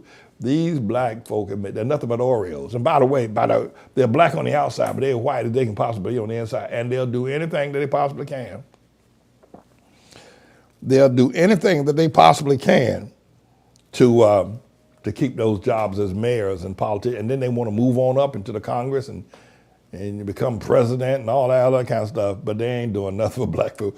The more black folk we get elected, the more black folk go to jail. The more black folk we get elected, the more black folk get shot down by the police. The more black folk get elected to office, the more the poor black folk get. And that's the truth. Just how it is, because black leadership is the most wretched form of leadership you're going to find anywhere under this present mandate. Under this present mandate, it's the worst you're going to find anywhere on the planet. And we'd be better off if we had George Wallace running Atlanta, Georgia. So I think that what I'd like to say to you is that you need to ignore all of these black mayors. Whatever they say, ignore it. Go the other way, because they ain't for you. I left out Chicago. Lori Lightfoot. And who is she? She looks like a showing up butch if I ever seen one. And if she ain't, I apologize for that if she's not. But, I mean, whatever they say, they don't mean. Whatever they say, somebody wrote it, they don't mean it. They don't have they're Oreos. They're Oreos. Whatever they say, they don't mean it. And they can't speak on behalf. They can't speak truth to power. They ain't going to do that. So whatever they say, ignore it. But I something else I don't say as well. You need to completely ignore all these people from the colleges and universities that they bring on from Princeton, or they bring from UCLA, they bring from Stanford, or they get from Harvard or from Duke, and here's a black person, and they bring them up and they put them on television, on the news, and they gonna do some pontification about racism or the LGBT or Black Lives Matter or the black president or whatever it is that they want to talk about, the police shooting, police brutality. They would get them up, they bring it, and they go to these universities because they think because if he's a black man, he's at Harvard, he must be or Princeton or Yale or he must be somebody, right? So he must know what he must know how to lead black folk. They figure because you are academically inclined, you're also inclined to be able to inspire and lead black folk. It is the most racist thing I've seen white people do in the media. It is the most racist thing white people have ever done by thinking that because some idiot goes to print as a professor at Princeton teaching black studies, that he knows something about leading black people. You know what? Listen, I may know something about calculus, but it don't make me no rocket scientist. So everything, when you see them, ignore them. Don't believe a thing they say. They don't know what they're talking about. Listen, they're not going to go down. And I keep telling the media, y'all need to talk to the Israelites. Listen. The Israelites are wrong. They got the wrong theological idea. But the reason why they need to be talked to is because they're on the street. I think the media needs to call up the Israelites that are coming in. What do y'all think about this police brutality? And you're going to get some truth from them. Now, you don't ask them about their religious ideas because they're all messed up. Now, they're sincere in their religious ideas, but they're wrong. But ask them about, they're on the street every day. They're on the street every week. They're on street corners. They live in the hood. They sleep next to the suffering people. These people up there in Princeton and Harvard, the Cornell West of this generation, they don't know nothing about suffering anymore. They've been so far removed from it that it ain't even funny. And I think you ought to get David Duke. I think that, Fox News, MSNBC, CNN, ought to have the journalistic integrity to bring David Duke on and say, well, he is a racist, and he's a this and a that, and one thing. Listen, Al Sharpton is a bigger racist than David Duke has ever been. He's just more refined. And the other thing is that y'all have a sense of guilt, and you let Al Sharpton's racism flow like a river because you feel guilty. You feel that because the black folk have been treated bad so long that they have a right to vent. They have a right to have a racist like Al Sharpton as their point man. But when it comes to David Duke, you think that there's white privilege and white people have always had power. And so therefore, you're going to keep David Duke. But it's if you're going to call either one racist, Al Sharpton is 10 times the racist of David Duke. And you ought to, in CNN will do themselves a great favor if they call David Duke and say, well, I didn't say you have to agree with what he said. I didn't say that. I think you need to hear him. He represents thousands of people. You need to hear him. He not only represents thousands of people, but he represents a sentiment that is sweeping across America. You ought to hear him. I mean, you ought to bring everybody to the table. You can't bring all the people to the table that think like you. Sometimes I look at MSNBC and everybody sitting there at the table, whether it's this Liz Gunderson or Van Jones or whoever the hell it is, CNN, they're all saying the same. There's nobody with an opposing view. That's not a democracy. That's not even good journalism not to get an opposing view. Listen, the Israelites and David Duke can give you an opposing view, give you something to think about. You don't have to agree with it. But it is absolutely a slap in the face of any thinking person to watch MSNBC or Fox News or CNN or any of the rest of them, or Washington Post or New York Times or any of them, because they never bring anybody with a view that they disagree with. It's always the same old bunch of chickens hatching the same eggs. And the problems continue to increase. You got to be objective.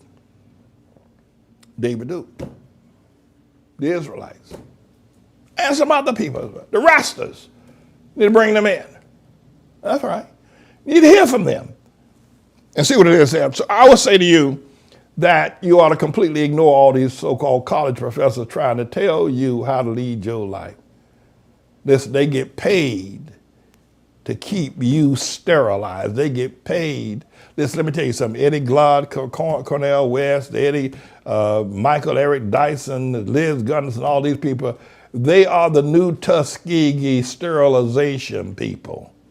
Their own job is to insulate the white man from the wrath of the black man. And now Al Sharpton has become that as well. Their job is to insulate the white man from the wrath of the black man. Because, you know, I don't know if some of y'all will admit it. Remember years ago, no matter who it was, if you saw a black man on television, you stopped everything. You know, mama stopped feeding the baby. There's a black man. Sammy Davis Jr., there's a black man on television. Flip Wilson, black man on television. Remember? It ain't going away. Still, if you see a black man, you stop. You see him on television news, you stop. Black man on television. Well, they're bringing these black faces, these black Oreos like Cornel West and Eddie Glaude and Al Sharpton and Liz Gunderson and that Crump boy and all the rest of them. They're bringing these black Oreos on television to insulate themselves from you. They're pacified. Oh, they bring a black man, so they get a black perspective. These people don't know nothing about being black. They don't know a thing about it. And you need to understand that.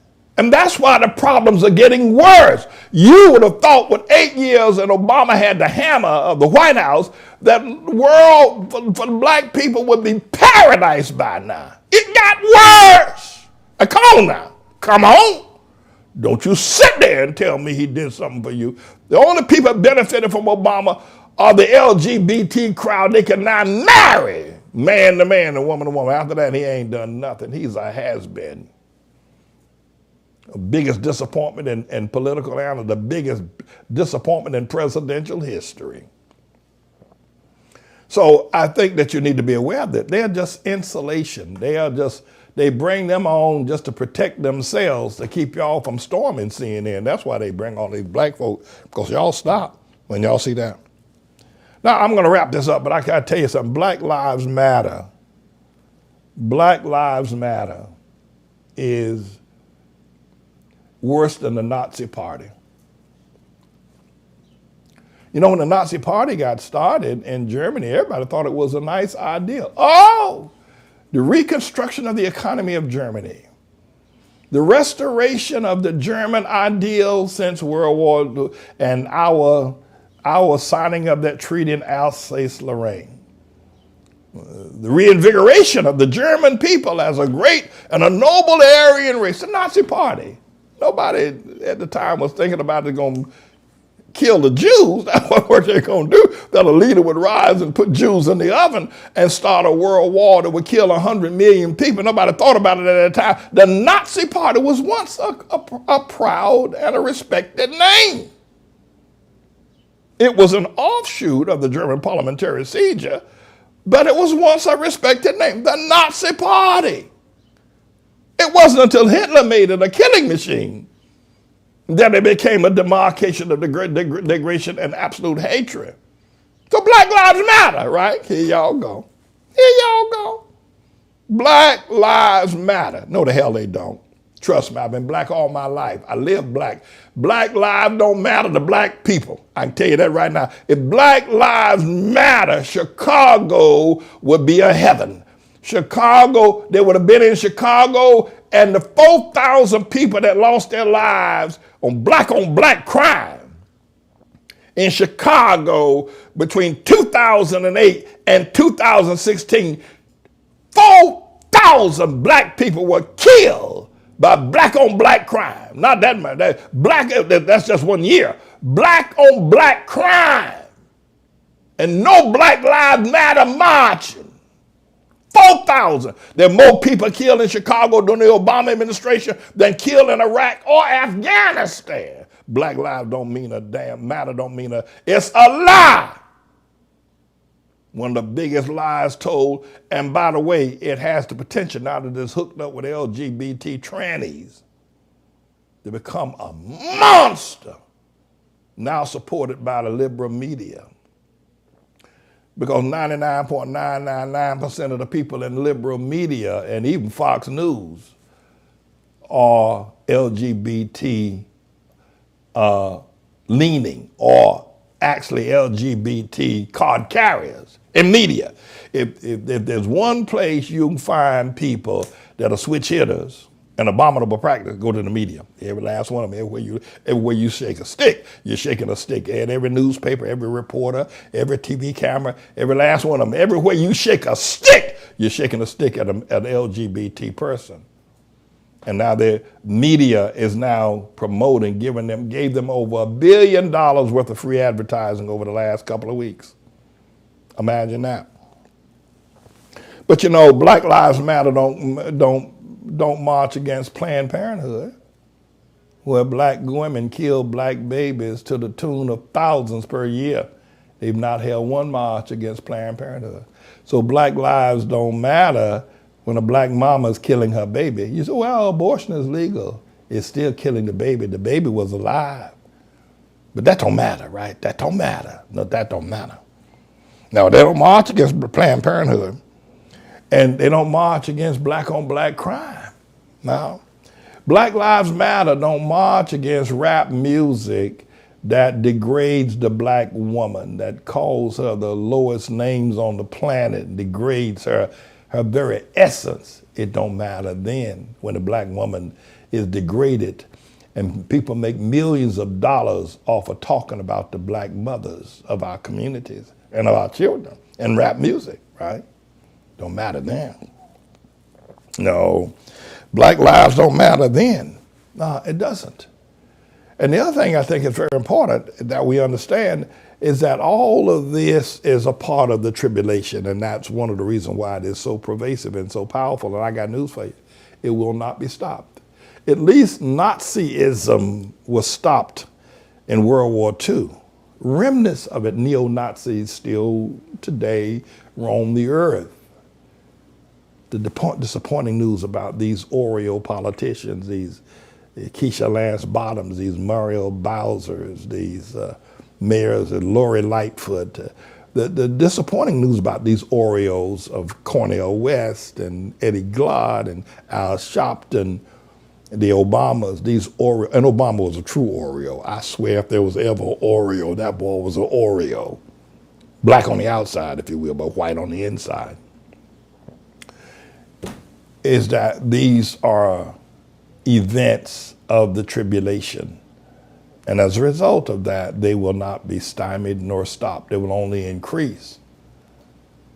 and they will seek to kill and persecute people like me. I'm going to ask you, don't let these people do that to me. Now, you can only do so much, and all I ask you to do right now is just pray for me. I'm up here in Harlem. Do you know what it takes to live here in Harlem after preaching like I preach and saying the truth, speaking the truth, go back to my segment on the Confederate flag, the truth I told there as well. Don't let these people, they're using the courts, they're using the education institution, they're using the churches and everybody they can get, from little children to old men and women, to try to shut me down. Pray for me, would you? Don't let them do it. My voice needs to be heard. My voice of righteousness needs to be heard. And these people ought not to be able to plant a LGBT flag on our church building, on our courtyard, on our property. Do you understand that? You don't have to agree with me about everything I say. But if you did, it'd make you a very wise person. But the one thing you should agree with me, is that I should not be overrun. I should be fully supported by people who know I speak the truth and who love the truth and nothing but the truth. I should be supported by you. I should be prayed for by you. I should be supported in every potential and possible way that you can help me continue. And I've been standing strong. I just didn't come here yesterday. I've been standing strong and standing tall for years. And even some of you that are staunch Trump supporters, come on now, talk to me. You know the things I've said about him are true. You just feel that you don't have any alternative. But you should not support me and support the truth I speak. You can walk and chew gum at the same time. You can. No, you can. Think of what the world would be like if my voice here in Harlem is still. Think of the amount of suffering, and even you, remember the speed limits, the life you save may be your own. The very statements that I make, and the fact that while there are literally millions of people in the media, millions of people in the universities, millions of people in the Democrat and the Liberal Party, millions of people in the LGBT group, millions of people in the Black Lives Matter, millions of followers of Al Sharpton that want to kill me, that want to stop me. But God has allowed me to continue to stand, and He will if you'll continue to help me, if you'll help me. Pray with me. Pray for me. Pray for me. You know Trump. You know who he is. And you know why you support him. But me, you know it's truth. And I've been standing. I've been standing for Jesus. I've been standing for the Lord. All these church people, all of them, I've told the truth on them. Don't let these people run me out of Harlem. Don't let them harm me. Pray for me. Surround me. Keep my voice loud and strong, beaming up out of Harlem, New York City, that God's changed the name to ATLAH, and you may save your own life. It very well may be to protect you. My voice is strong enough, incredible enough, when I talked about the fact that the Dixie flag ought to fly. That's right. So don't let them destroy me. And those of you who, there's a woman in England, her name is Susan Christian. And I've called her name quite a bit. I've stopped calling these people's name on the air all the time. So I don't know why you call these people's name. I'm not going to call Susan anymore Susan, but listen. Susan wrote to me some time ago, Sister Susan Christian, she said, I used to listen to you, and I used to dislike you. She said, Susan Christian said, I used to dislike I listened to you, but I didn't like what you said. But then she said, I let down and I just started knowing the truth that you were speaking. And now she's come one of our strongest supporters, Susan Christian. And others, there are a lot of people who at first draft find I'm not lying. They just don't like the fact that I'm saying it. And the others, the millions of voices saying just the opposite, but they know I'm speaking the truth. You may be one of them. Don't let them run over me. Don't let them run me out of town. Support me. pray with me, pray for me. And there'll be a whole lot of folk. They had a Jewish man sitting on our YouTube last night trying to tear down everything I was saying about the advent of Levi. There are people that are trolls. There are people with smears, with lies. Don't let them do it. Don't let them do it, Eric Miller. Don't let them do it. Stay with me. Pray for me. I'm James David Manning, everybody. I'm the Lord's servant. Peace out. Let's get close to the Lord. Oh, yeah. Let's get close to the Lord. Oh, yeah. They'll think like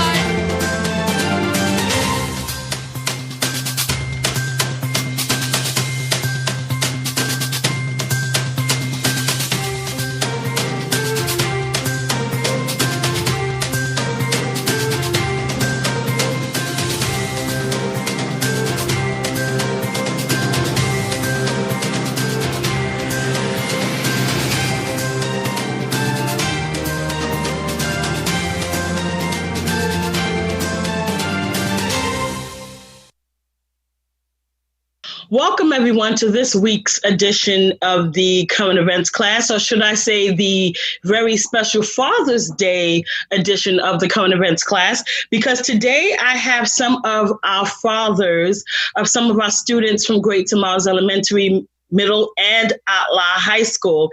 And I want to introduce them to you before we start our discussion.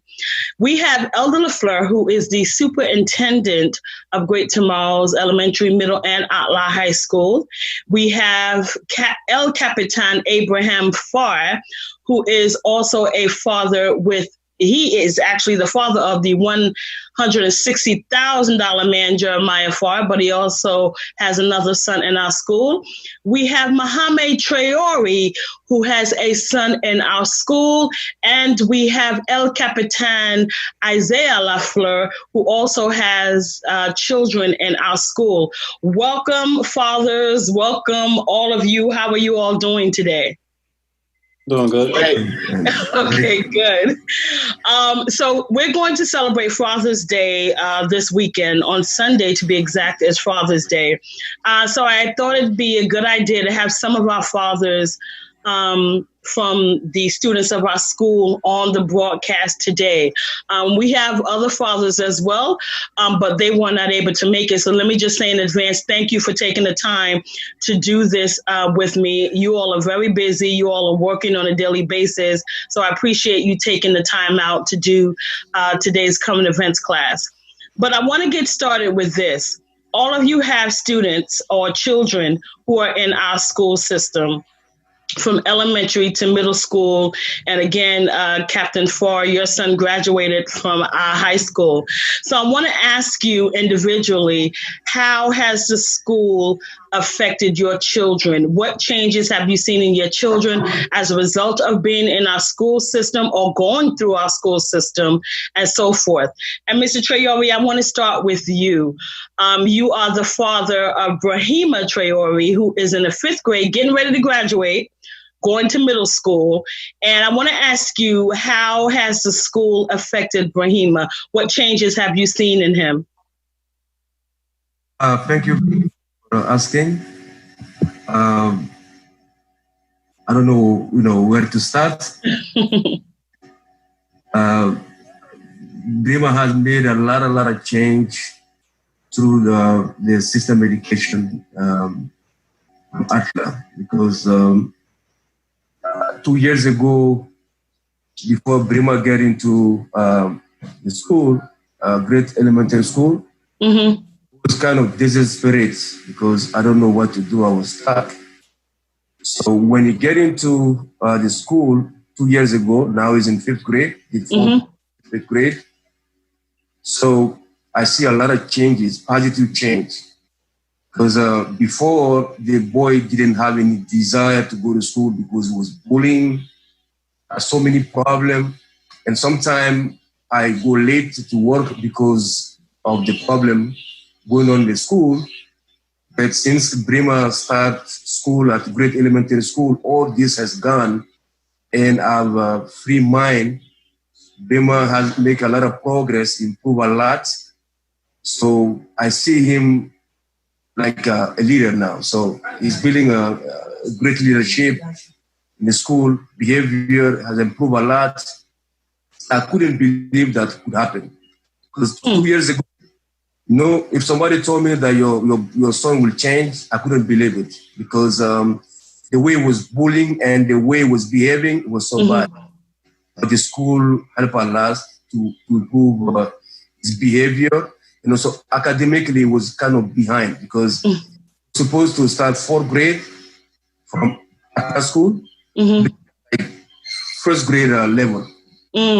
School has improved him to bring him to catch with everything all the way down to 4th grade, and now he's doing great. Everything is great. So I would like to thanks very much for your help, the teachers, the staff. So I thank you very much, because without you, I was desperate. So I don't know what to do. So Well, it has helped us a lot. It's certainly a blessing to hear you say that, but the significance that you stated, you see him now as a leader, is quite significant, because our school, that's what our school is all about, raising world leaders.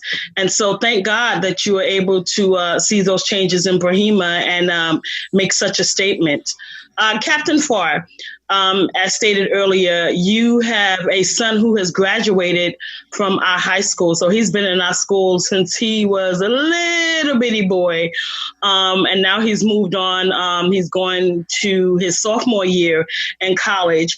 How would you state that this school has affected your children? Well, this school has been great for, Jeremiah. He's going to get ready to go into his second year at Adelphi University. With his major, he's going to be a doctor. And the school has done so much. I mean, the fact that it's a private school, so those classes are very small, and that the children, that he's able to have that one-on-one personal attention. The teachers take time out to work with him, even after school, before school, to make sure that he gets to work right, to make sure that he understands everything, Without the school, there was no way that he would be able to, get a scholarship at Adelphi University. Right. It would be no way that he would have been able to do that. So, we owe the school a lot, and thank God for Pastor Manny for starting the school. Thank all the teachers for working with him, and Elder LaFleur here being the leader and the superintendent. It's been a blessing. All of y'all, everyone has had a part in that, in allowing him to be able to go to college and to have a scholarship in college. He's advanced, further than most males in my family coming up. I wish I had a school like this. I wish I had a pastor in the ministry like this when I was coming up to push me and to spend that much time with me. But yeah. It's a blessing. It's a blessing, and I'm truly grateful and truly thankful for it. Well, praise God. Captain LaFleur, you have 4 children in our school, El Capitan LaFleur. What do you have to add to this? Well, thank you for having me coming on as being one of the parents for the students that are in this great school. I have 4 children, and I see that they are improving a lot in their studies. And I thank God and also school and under the leadership of Pastor that they're able to teach our children godly, moral principles. Not only are they getting the academics that they need to get them to college, but also they're able to be taught the Bible and and nurtured through what is morally right and what is how we should live according to God's word. And I think it's a blessing to be able to have that because, you do need, the Lord. And I think that was lacking in a lot of schools, that spiritual guidance that is so much needed. But I thank God that we have that here in a strong way with under the leadership of Superintendent LaFleur and Pastor and the teachers. And I'm really blessed to be able to have that anchor. Praise God. Now I want to go to Elder Superintendent LaFleur, who also happens to be my husband for all of you watching out there. As a superintendent of the school, also having children in the school, and your experiences throughout the years of watching and teaching students, how would you say you've seen the effects of the school, or not just your children, but children as a whole, out of all the students that you've taught?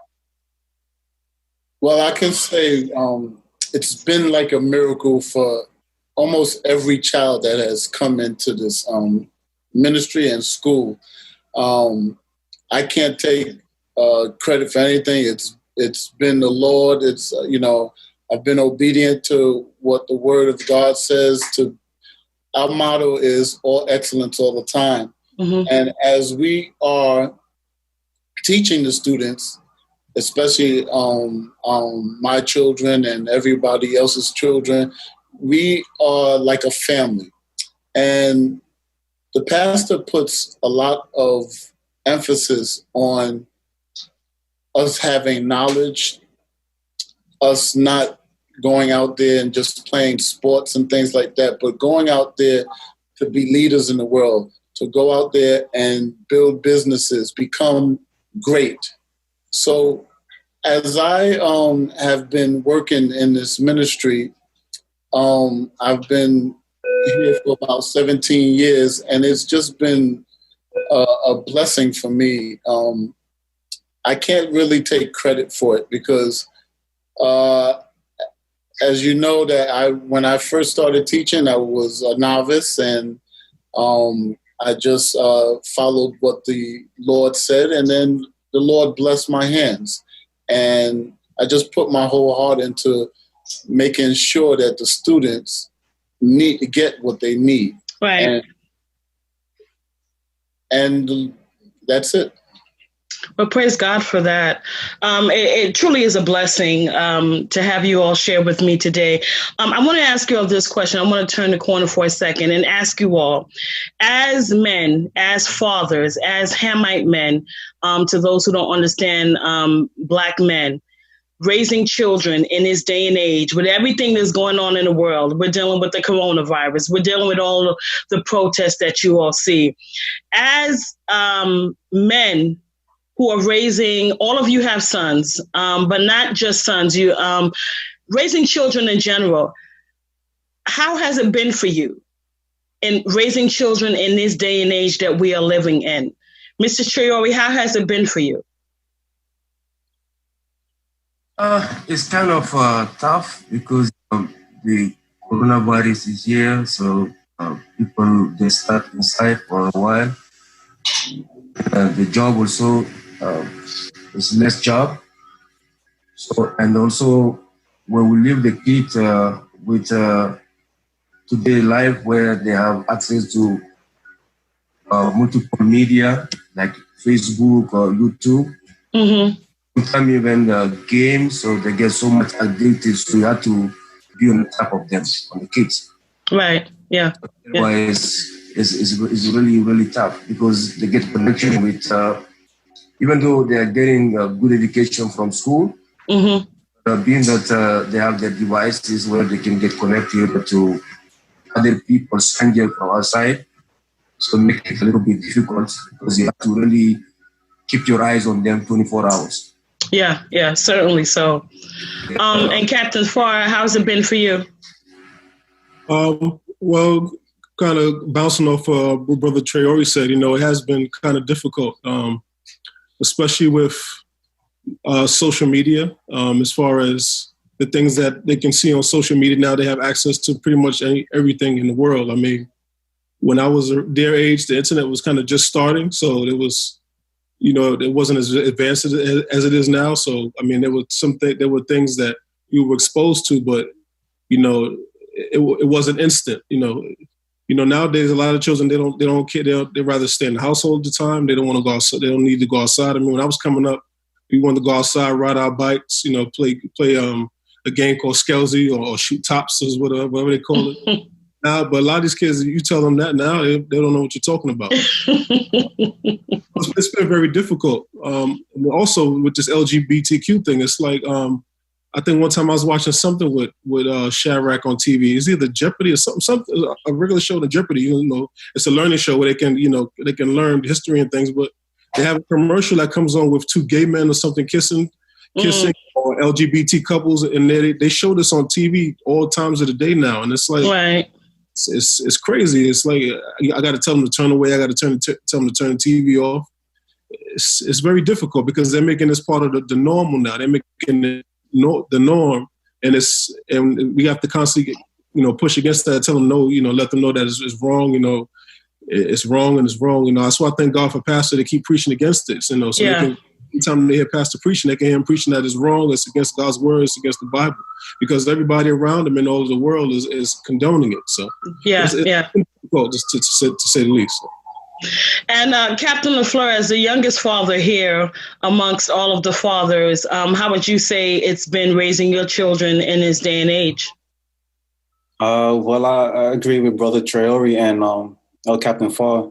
The mostly trying to protect them from what's on the internet, what they see on social media, being maybe drawn to want to join social media, mainly for my eldest daughters. Mm-hmm. It's I don't know. Nowadays, it's like you can be watching a children's programming, and sometimes they'll slip in some LGBT message, and you have to quickly try to, stop the TV, shut down TV, turn everybody's eyes away. And, that's one of the things in this day and age, in the year 2020,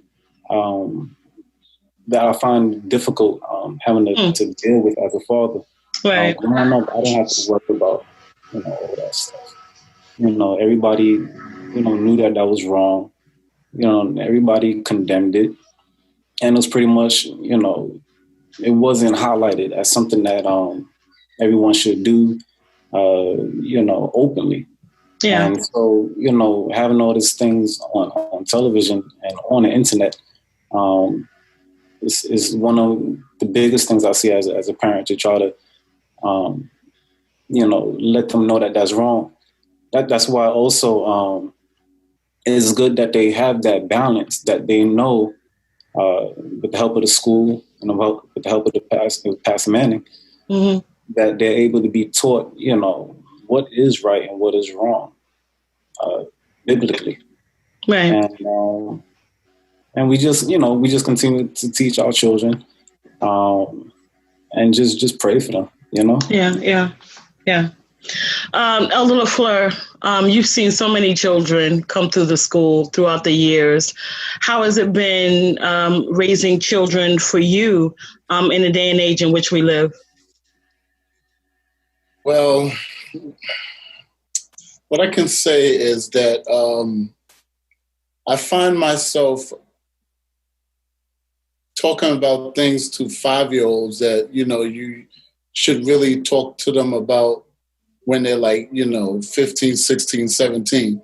They'll see things on the TV, or things will pop up on the computer, or ads. They could be and they attack the children harshly. Right. They could be on a site of just watching movies, and then something pops up or ad pops up. So we have to be very protective and guarding, because the information is out there. It's right on their fingertips. And I find myself having a lot of conversations that I didn't think I would have to have with a 5-year-old, just to see something. We can walk, my youngest is 7, and we could be walking down a street, and then she'll see on a bus 2 men kissing or something like that. Oh, and then And I'll have to explain that to her, explain how the world is trying to promote that and trying to basically brainwash the children, because they start at like a very, very young age. Yeah. I can have two mommies or I can have two daddies. And it's very disheartening for them to, bring this up to children of such a young age. They shouldn't be talking about sex at that young age. Yeah, certainly. Something that is protected. Well, one of the things that we are taught is that we know is how important fathers are. Having fathers in the home. And, as I mentioned earlier, this is a Father's Day special edition. Father's Day is not celebrated as widely as Mother's Day is, right? And we know that to be true, but fathers are extremely important in the home. And so as fathers raising children in this day and age, how important is it for you as fathers to keep your children well grounded? Do you find it, and all of you just mentioned how difficult it is, you see all of these things going on in the world and so forth. Has that been a challenge for you as a father in raising your children? Mr. Traore, has that been a challenge for you?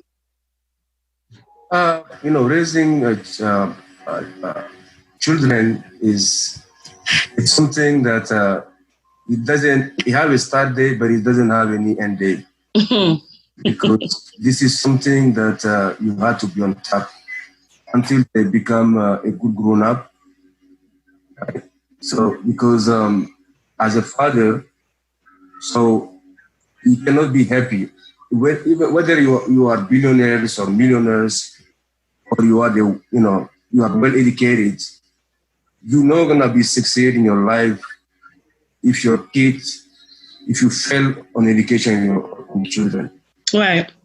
So it's not an amount of days or time. Yeah. You have to do your best until they get grown up and they get the right direction and they can run things by that way. Now, Mr. Traore, you teach. You are a professor in a school, right? So you teach students. Do you see the foundation in the students that you teach and the young people that you teach, or are they just all over the place? Do you see the discipline in the young people that you teach? Because I'm teaching at college level. Mm-hmm. So I teach mathematics. Usually I teach advanced mathematics. Those kids who are studying for engineering. So most of the time, those kids are well disciplined. Okay. They can't be good in math, but the discipline is there because they feel that they're working already, so they manage. But for you to have like a sense that you want to do engineering, yeah, that means that you already have to have a kind of background before you get into college. Yes. Yeah. This way, most of those kids they are disciplined.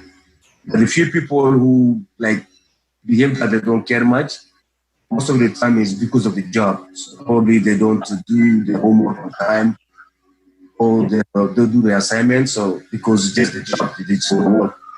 Right. Yeah. Most of them are disciplined. So. Okay. All right. That's great. Unfortunately, we have run out of time. I wish we had more time to speak to you all. I want to say to you all, Happy Father's Day in advance. I thank God for all of you. I did not mention, but El Capitan Farr and El Capitan Lafleur are actually part of the media team. They are actually part of the team that works to get the word out to you, working with Pastor Manning on a daily basis for the Trust in the Lord, the media, the Manning Report, the Pulpit of Hour, the prayers that we have every Wednesday. These are the two men, along with some other members of the media team who work to get that out to you on a daily basis. So we want to say thank you to the both of you again for taking the time out. I'm sure you have some videos to work on. So thank you for taking the time to share with me today. It's really been a blessing. We will do this again at some point because, again, fathers are extremely important. And the prophecy of ATLAH is all about 50,000 righteous men and children having fathers in their homes. And you all are great examples of fathers in their homes taking care of their children, especially within the Hamite community, which we see there's such a lack of that in the Hamite community. So thank you again for sharing with me today. I'm going to let you all get back to your work. I really appreciate it. And again, happy Father's Day to you all, and happy Father's Day to all of you fathers out there who are taking care of their children. Thank you. Everyone stay tuned. I'm going to be talking to some of our middle school students next, and you don't want to miss that. So thank you again, everyone. Peace. Thank you. You're welcome. Thanks. Thank you.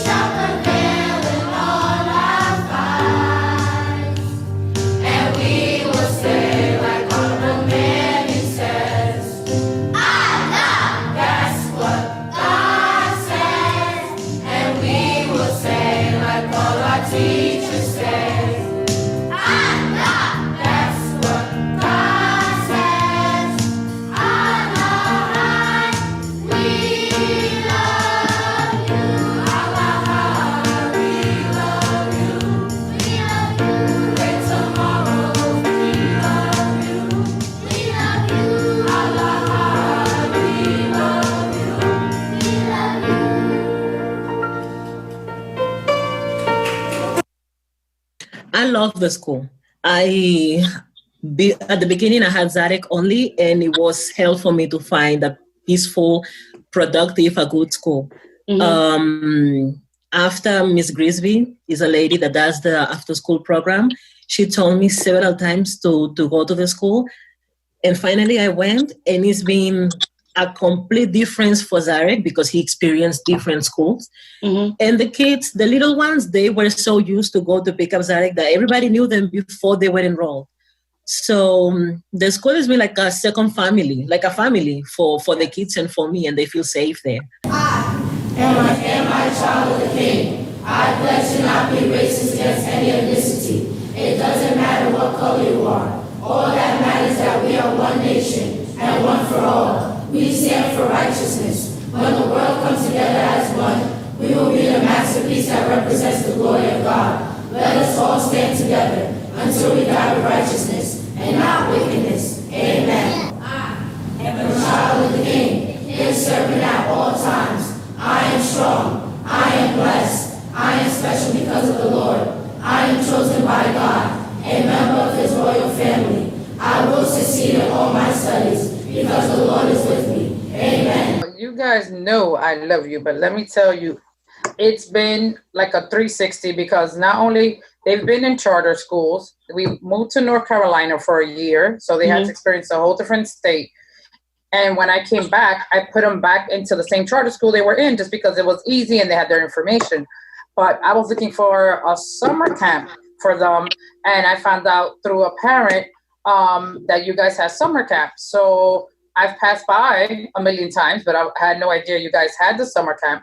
And once they were enrolled in summer camp and I found out about the school, it was like easy peasy because the kids had such a great time.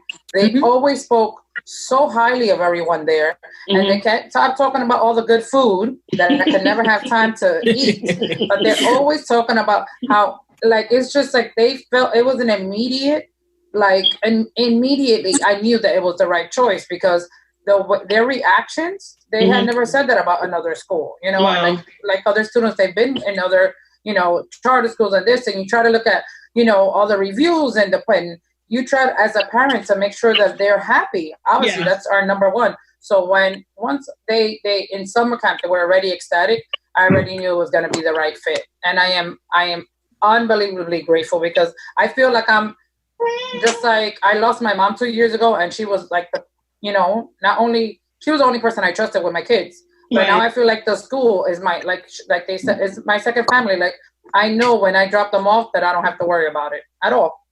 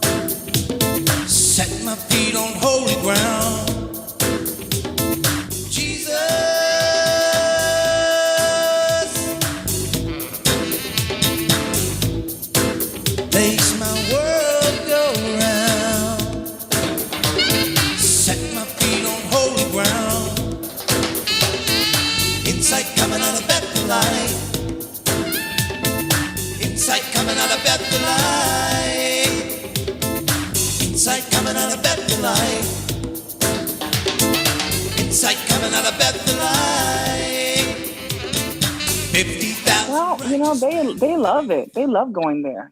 They don't have a problem. And coming from, like I said, I used to homeschool them. I actually gave them options. I said, do you want to go back to public school? Do you want to? And ATLAH came up, and I said, do you want to give the school a try? They actually picked the school. Oh, wow. Wow. They picked it.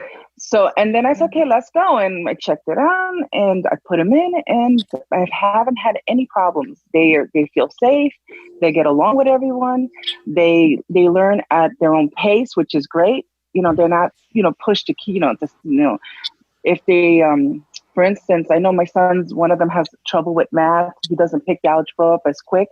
So they work with him, you know, and they work with him at his pace. And so he feels confident now. And that's something that I felt that got torn down when they were in, originally in public school. That confidence that they're, you know, that they're, just because they need a little more time to learn a subject doesn't mean that they're dumb. You get That's what I'm right. saying? That's right. Absolutely. Yeah. So definitely putting them in ATLAH has built their confidence.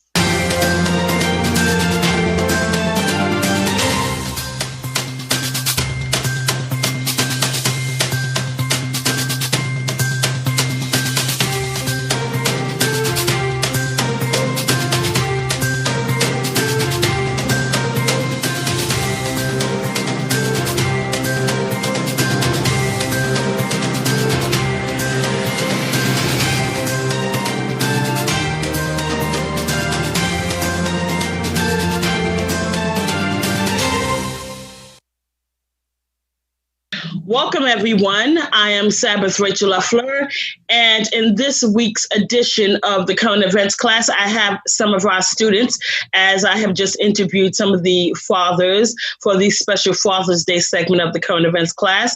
Today, I have our middle school students. Some of them could not make it today, but I have those who you see seated here, and I want to introduce them to you today. We have Amir Cabre, who is a sixth grader. We have Zamir Ward, who is a seventh grader. Genesis Lewis, also a seventh grader. Zipporah LaFleur, a seventh grader. Truth LaFleur, also a seventh grader. Mariah James, a sixth grader. And we have Sheba Abate, who is a seventh grader as well. Welcome, everyone. How are you doing today? Good. Good. Now, the reasons as to why I wanted to have all of you here today is to discuss a teaching that Pastor did recently. Actually, he did this teaching last week on the Manning Report titled When Negroes Were Successful. And I wanted to talk to you all about that in light of the conversation that I had last week with the middle school. Zamir, you were here with me last week, and remember we talked about the Hamite communities, and you said that you saw how people were struggling on a day-to-day basis in your communities. And Sheba, you told me the same things in our conversation last week. And then Pastor did this teaching last week, and I thought it was very interesting. And so that's why we're here to discuss that. So based upon Pastor's teaching in discussing Booker T. Washington and Marcus Garvey and others, I want to know from you what you thought. In light of everything that we are witnessing today, dealing with the coronavirus, dealing with the murder of George Floyd, and then you know that there was another killing of another Black man. Excuse me, forgive me, I forget his name now. But you know that there's another protest going on because of that as well. So I want to talk about Black communities. And when I say Black, I really mean Hamite, but for everyone else, when we say Hamite, we're talking about those who you call Black or those who call themselves African Americans. We're using Hamite, which is biblical, right? So what did you think about Pastor's teaching in regards to Booker T. Washington and Marcus Garvey? What did you learn from that teaching that he did? And let's start with Zamir.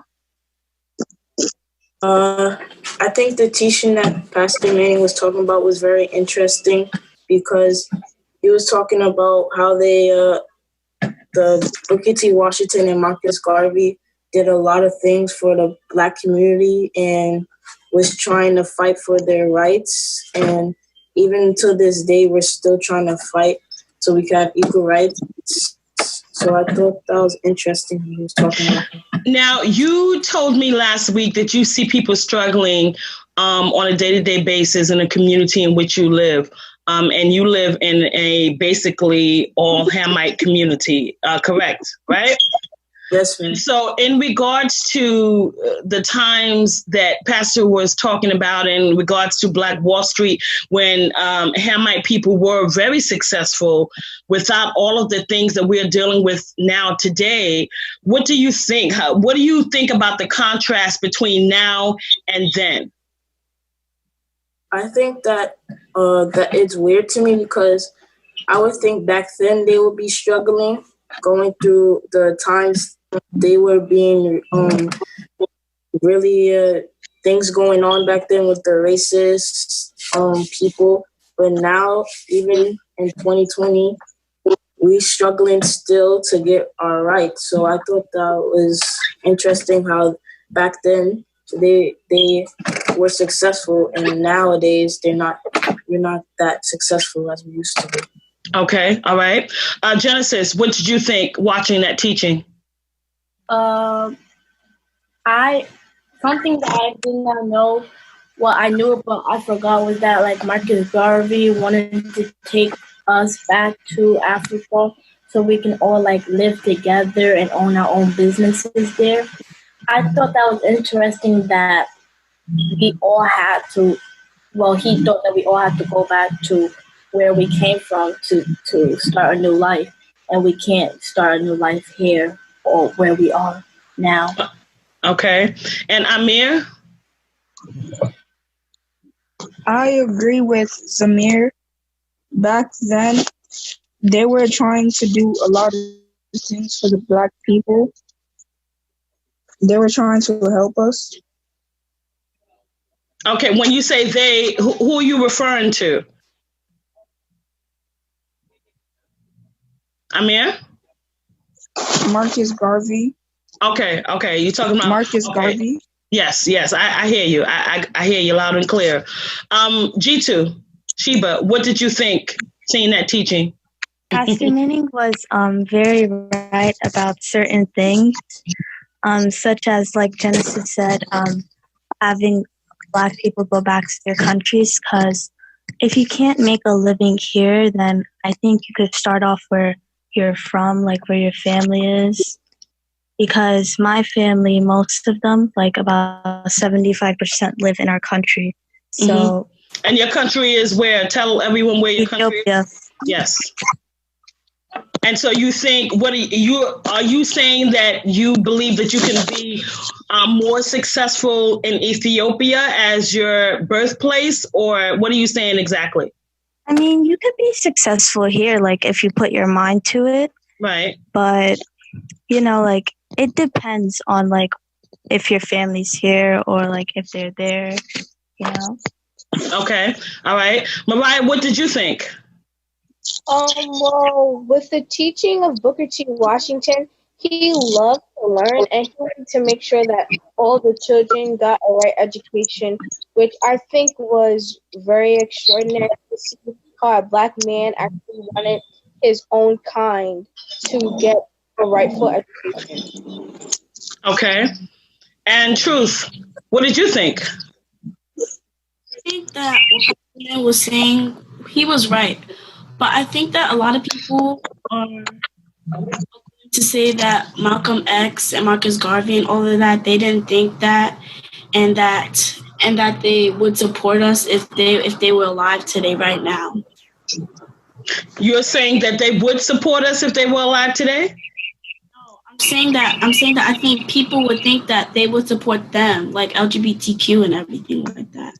Oh, okay. So you're saying, if you're making that statement, then you're saying that Marcus Garvey and Malcolm X would not support them. Is that what you're saying? Well, yeah. Okay, all right. And Zipporah, what did you think listening to this teaching by Pastor? I was thinking it was that that Black people were actually successful and they were actually leaders, and that they were showing us the right way. But now, since they're not here anymore, we are beginning into a lot of trouble, and we don't really have any experience on things. So let me ask you this question, and I'm going to take this back to Zamir. As you first stated that Hamite people are not really doing anything now the way they did then. We are not at the success as we are then. And that means as communities, right? Communities as a whole. What do you think happened that back then they were very successful? And then yet we don't see that now, because Marcus Garvey was a leader, right? He was a leader in the Black community. And Booker T. Washington was a leader in the Black community. And we have so-called leaders now. Most of the states have Black people or Hamite people as mayors and so forth. But yet our communities are still not as successful as it was then. What do you think is the difference? What would you say? What do you think is the difference, Amir? I think the difference between back then and now is that nowadays people don't really talk about the Word of God and listen to it. But I think that more back then, people were a lot more open to what the Black leaders had to say to lead them. And I think we need a leader that knows the Word of God, like Pastor Manning, so he could show us how to be righteous and successful and own our own business. Amen. I certainly agree with you there. I mean, what do you think? I think that the reason why people are not like how they were back then is because they don't really think that they don't really think it's affecting them. And they feel like it wasn't as bad as it was 30 years ago. That's interesting. Very interesting. Mariah, what do you think? I think it's because back then, since Hamite people had to go through a lot, they were more strong-minded back then. They had like peace of mind and they knew what they were doing. But now, like the Black people today, we don't even know what we're doing. Okay. And Sheba? Like, honestly, if I had to say, I mean, people are trying to go back to how it was then, but it's kind of hard now because now that they brought like all this Black Lives Matter into light, I think like more people are just going to make it more weird for like Black people to like just get like back then where everybody was successful. Right. Yeah. Zipporah. I think that the Black people, that we were more successful back then than we are now, and that I think that we could actually do better when we're like now, but as we were back then, because if we just like keep trying, then we'll get it, and that we will. And that as we're here, like in quarantine, we should try and be more successful. Like start there. Okay, and when you say be more successful while we're on quarantine, what do you mean exactly? That we should just like start over from my bad ways. Just take that away, and then start being successful. Okay, so basically you're saying to just work on yourselves while you're at home, right? For you to grow and develop and work on yourself. Okay. And Truth, what do you think is the difference between then and now? I think the difference between then and now is because the Black people back then, I think they had more passion in them, and they really believed what they were doing, like they really felt it. But I feel like now people like Al Sharpton, they're not doing anything. They're not really helping. Like they don't. Like I feel like they're just doing it sometimes for money or sometimes in what they believe in, but it's not as strong as what the Black people back then were feeling. Okay. Let me ask you this question. Do you think that when we're talking about people like Booker T. Washington, who had the Tuskegee Institute, and people like Marcus Garvey and the community like Rosewood or Black Wall Street, that they looked out for one another more so than they do now? I mean, in a real genuine way, to really look out for your brother because you really love them and you really want to help them in a genuine way, as opposed to now. Do you think that was the case back then as compared to now, Zipporah? Yes, I think that it was better back then than now because back then we did like everything we could, and it was better back then. But now it's like a bunch of chaos that's happening. So Mariah, answer this question for me. What do you want to see happen in the Hamite community? What would you like to see happen in the Hamite community that you don't see right now? I would like to see people going to work and having food to eat and not smoking outside. And I would like to see people going to church, going to God, having smiles on their faces. Okay. Amir, what would you like to see that you don't see right now? I would like fathers to go back into their homes and start taking care of their family and stop the unnecessary killings and murders. Yes. Genesis? I would like to see them step up to what they need to do and stop like trying to run away from their problems and own it and do what they have to do to become okay. Whoever they want to be. Sheba? I just want them to help out their own communities and their family. Okay. Truth? I want to see more people being fathers and more people being business workers and working instead of sitting on the curb smoking. Okay. One of the things Pastor mentioned was the fact that our school and our church building is located a block away from Marcus Garvey Park. So we have a very unique situation as far as where we are located, church and school.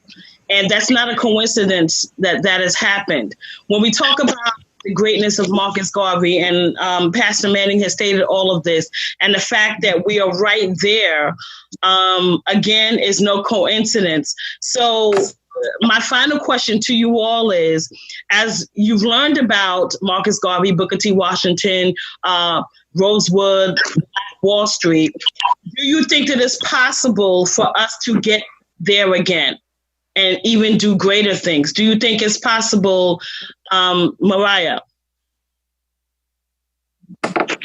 Well, Pastor is a great leader, so I think it is possible. Okay. Amir? Yes, I think it's possible. Okay. Zamir? I think it's possible if we all get together so it could be peace and listen to Pastor Manning. Okay. Genesis? I think it's possible if everyone listens to him and stop trying to say their own opinion and actually listen to him. I believe it's possible. Okay. Zipporah? I think it's possible because that people can listen to Pastor Manning and things that he preaches about, and listen to the Manning Report and the Trust in the Lord Hour. I think that is possible. Okay. And Sheba?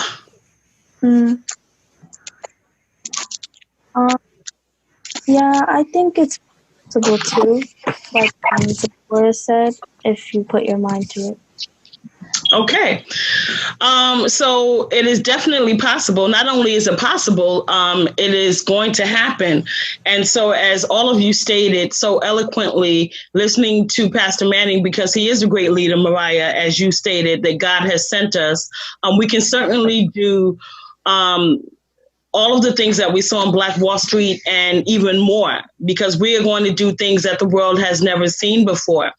And so, again, it was important that you watch that teaching, because in the midst of everything that we're seeing today, in the midst of Black Lives Matter, Sheba, as you mentioned, in the midst of all of these protests and so forth, and so-called Black leaders, it's important that you understand, as Amir mentioned last week and Sheba mentioned, the struggling of day-to-day lives of Hamite people that they see in their communities, that you understand that we used to be great. And as far as we used to have great communities, we used to own our own businesses, own our own land, own our own homes.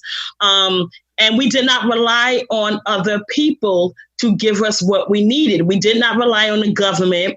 We did not rely on handouts. We relied on one another as a Hamite community, and we dealt with one another in that respect. So it's important that you know your history in light of everything that is going on now. And so I'm so grateful that you all were able to watch the teaching of Pastor Manning, and as you all have stated, to continue to watch and to listen to everything that he says. So let me ask you all this question before we end today's session. Let me first mention to you all that Pastor Manning has stated that we will most likely be going on the Mohawk Trail as a trip, and also possibly Niagara Falls. Now, I will say in light of that it all depends again on what's going on in the world. As you have seen, the coronavirus is spiking again in many of the states, as many states have opened up too early. So we'll see what happens. But as of now, he and Elder LaFleur, they plan to do 2 trips, one to the Mohawk Trail and one to Niagara Falls. And again, we'll see what happens with that. In the meantime, continue to wear masks. Don't take your mask off. Continue to wear your gloves, because the coronavirus is still very serious. People are still dying from the coronavirus. All right. So continue to wear your mask, wear your gloves, Stay away from crowds, stay away from a whole bunch of people, and keep yourself safe. Okay? So again, I thank you all for sharing with me. I say this all the time. I miss you all. Do you all miss school? Yes. Oh my gosh, that's a weak yes. Yes. I do. Yes. I think you've been home a little too long where you're starting to not miss school as much. But do you all miss each other? Do you all miss the company of each other? Oh my gosh. Yeah. Really? Yeah. I tend to think that you all really do miss each other. So we will continue to see what happens as we take it day by day. Again, I thank you all for sharing with me today. And I will be speaking to you all at another time. Peace out. Peace.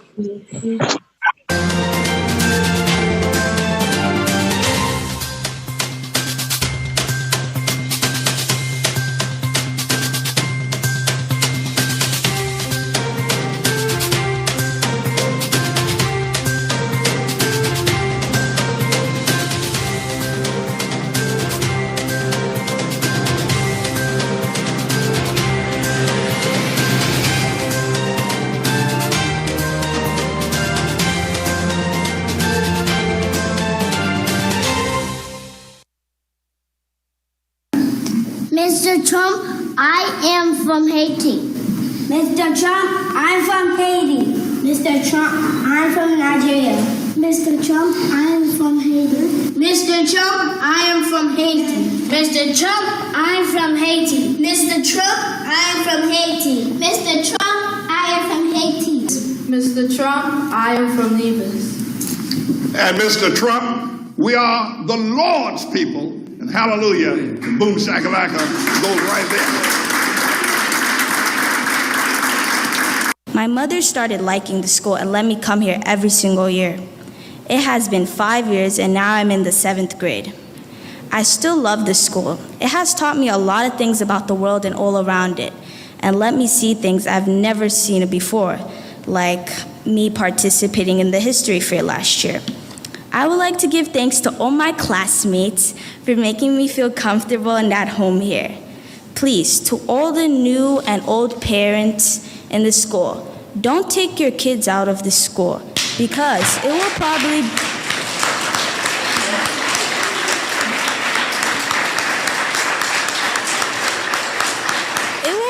be the biggest mistake you've ever made. No matter what type of child you have, this school will shape it into a world's leader. So do yourselves a favor. Oh my goodness. Okay. So do yourselves a favor and keep your kids here till they graduate, and it will change yours and your child's life. Peace and blessings. Peace be unto you. Peace. This school is under the word of God. That's right.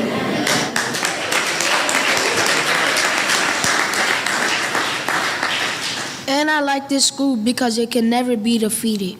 Got that right. Are you right about that? I will never leave this school because it is known as the best school in America. That's right.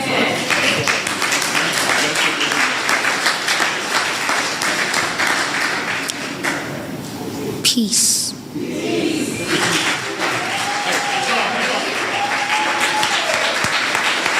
My name is Zachariah Ahaimi. I'm an 11th grader from ATLAH High School.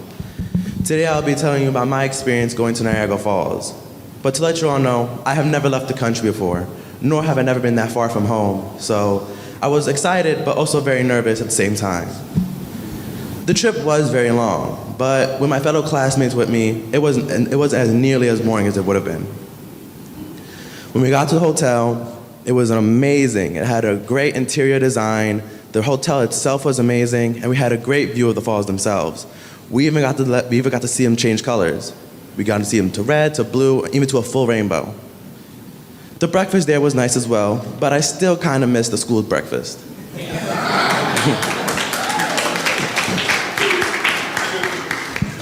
we got to do a lot of stuff there, and some stuff I haven't done before. We went to Walmart, Chick-fil-A, Wendy's, and we did so much more stuff there too. We got to see the lock bridge, where you'll put a lock on a bridge to represent a couple, that represents a couple's love as strong as a lock. And also I want to thank Pastor Manny for letting us stay another day so we could really get the experience of what it was like to be in another country. And I also want to thank Mother Sills for giving Pastor Manny the idea. And now I could really see why she loved to travel so much. It really is such a unique experience. Overall, I really did enjoy my time there, and I can't wait for the next trip. So peace, and thank you, and have a blessed day. Take me to the water. Take me to the water. Take me to the water to be baptized. Take me to the water. Take me to the water. Junkie say Jesus is Lord. I got a word in my mouth. I got a word.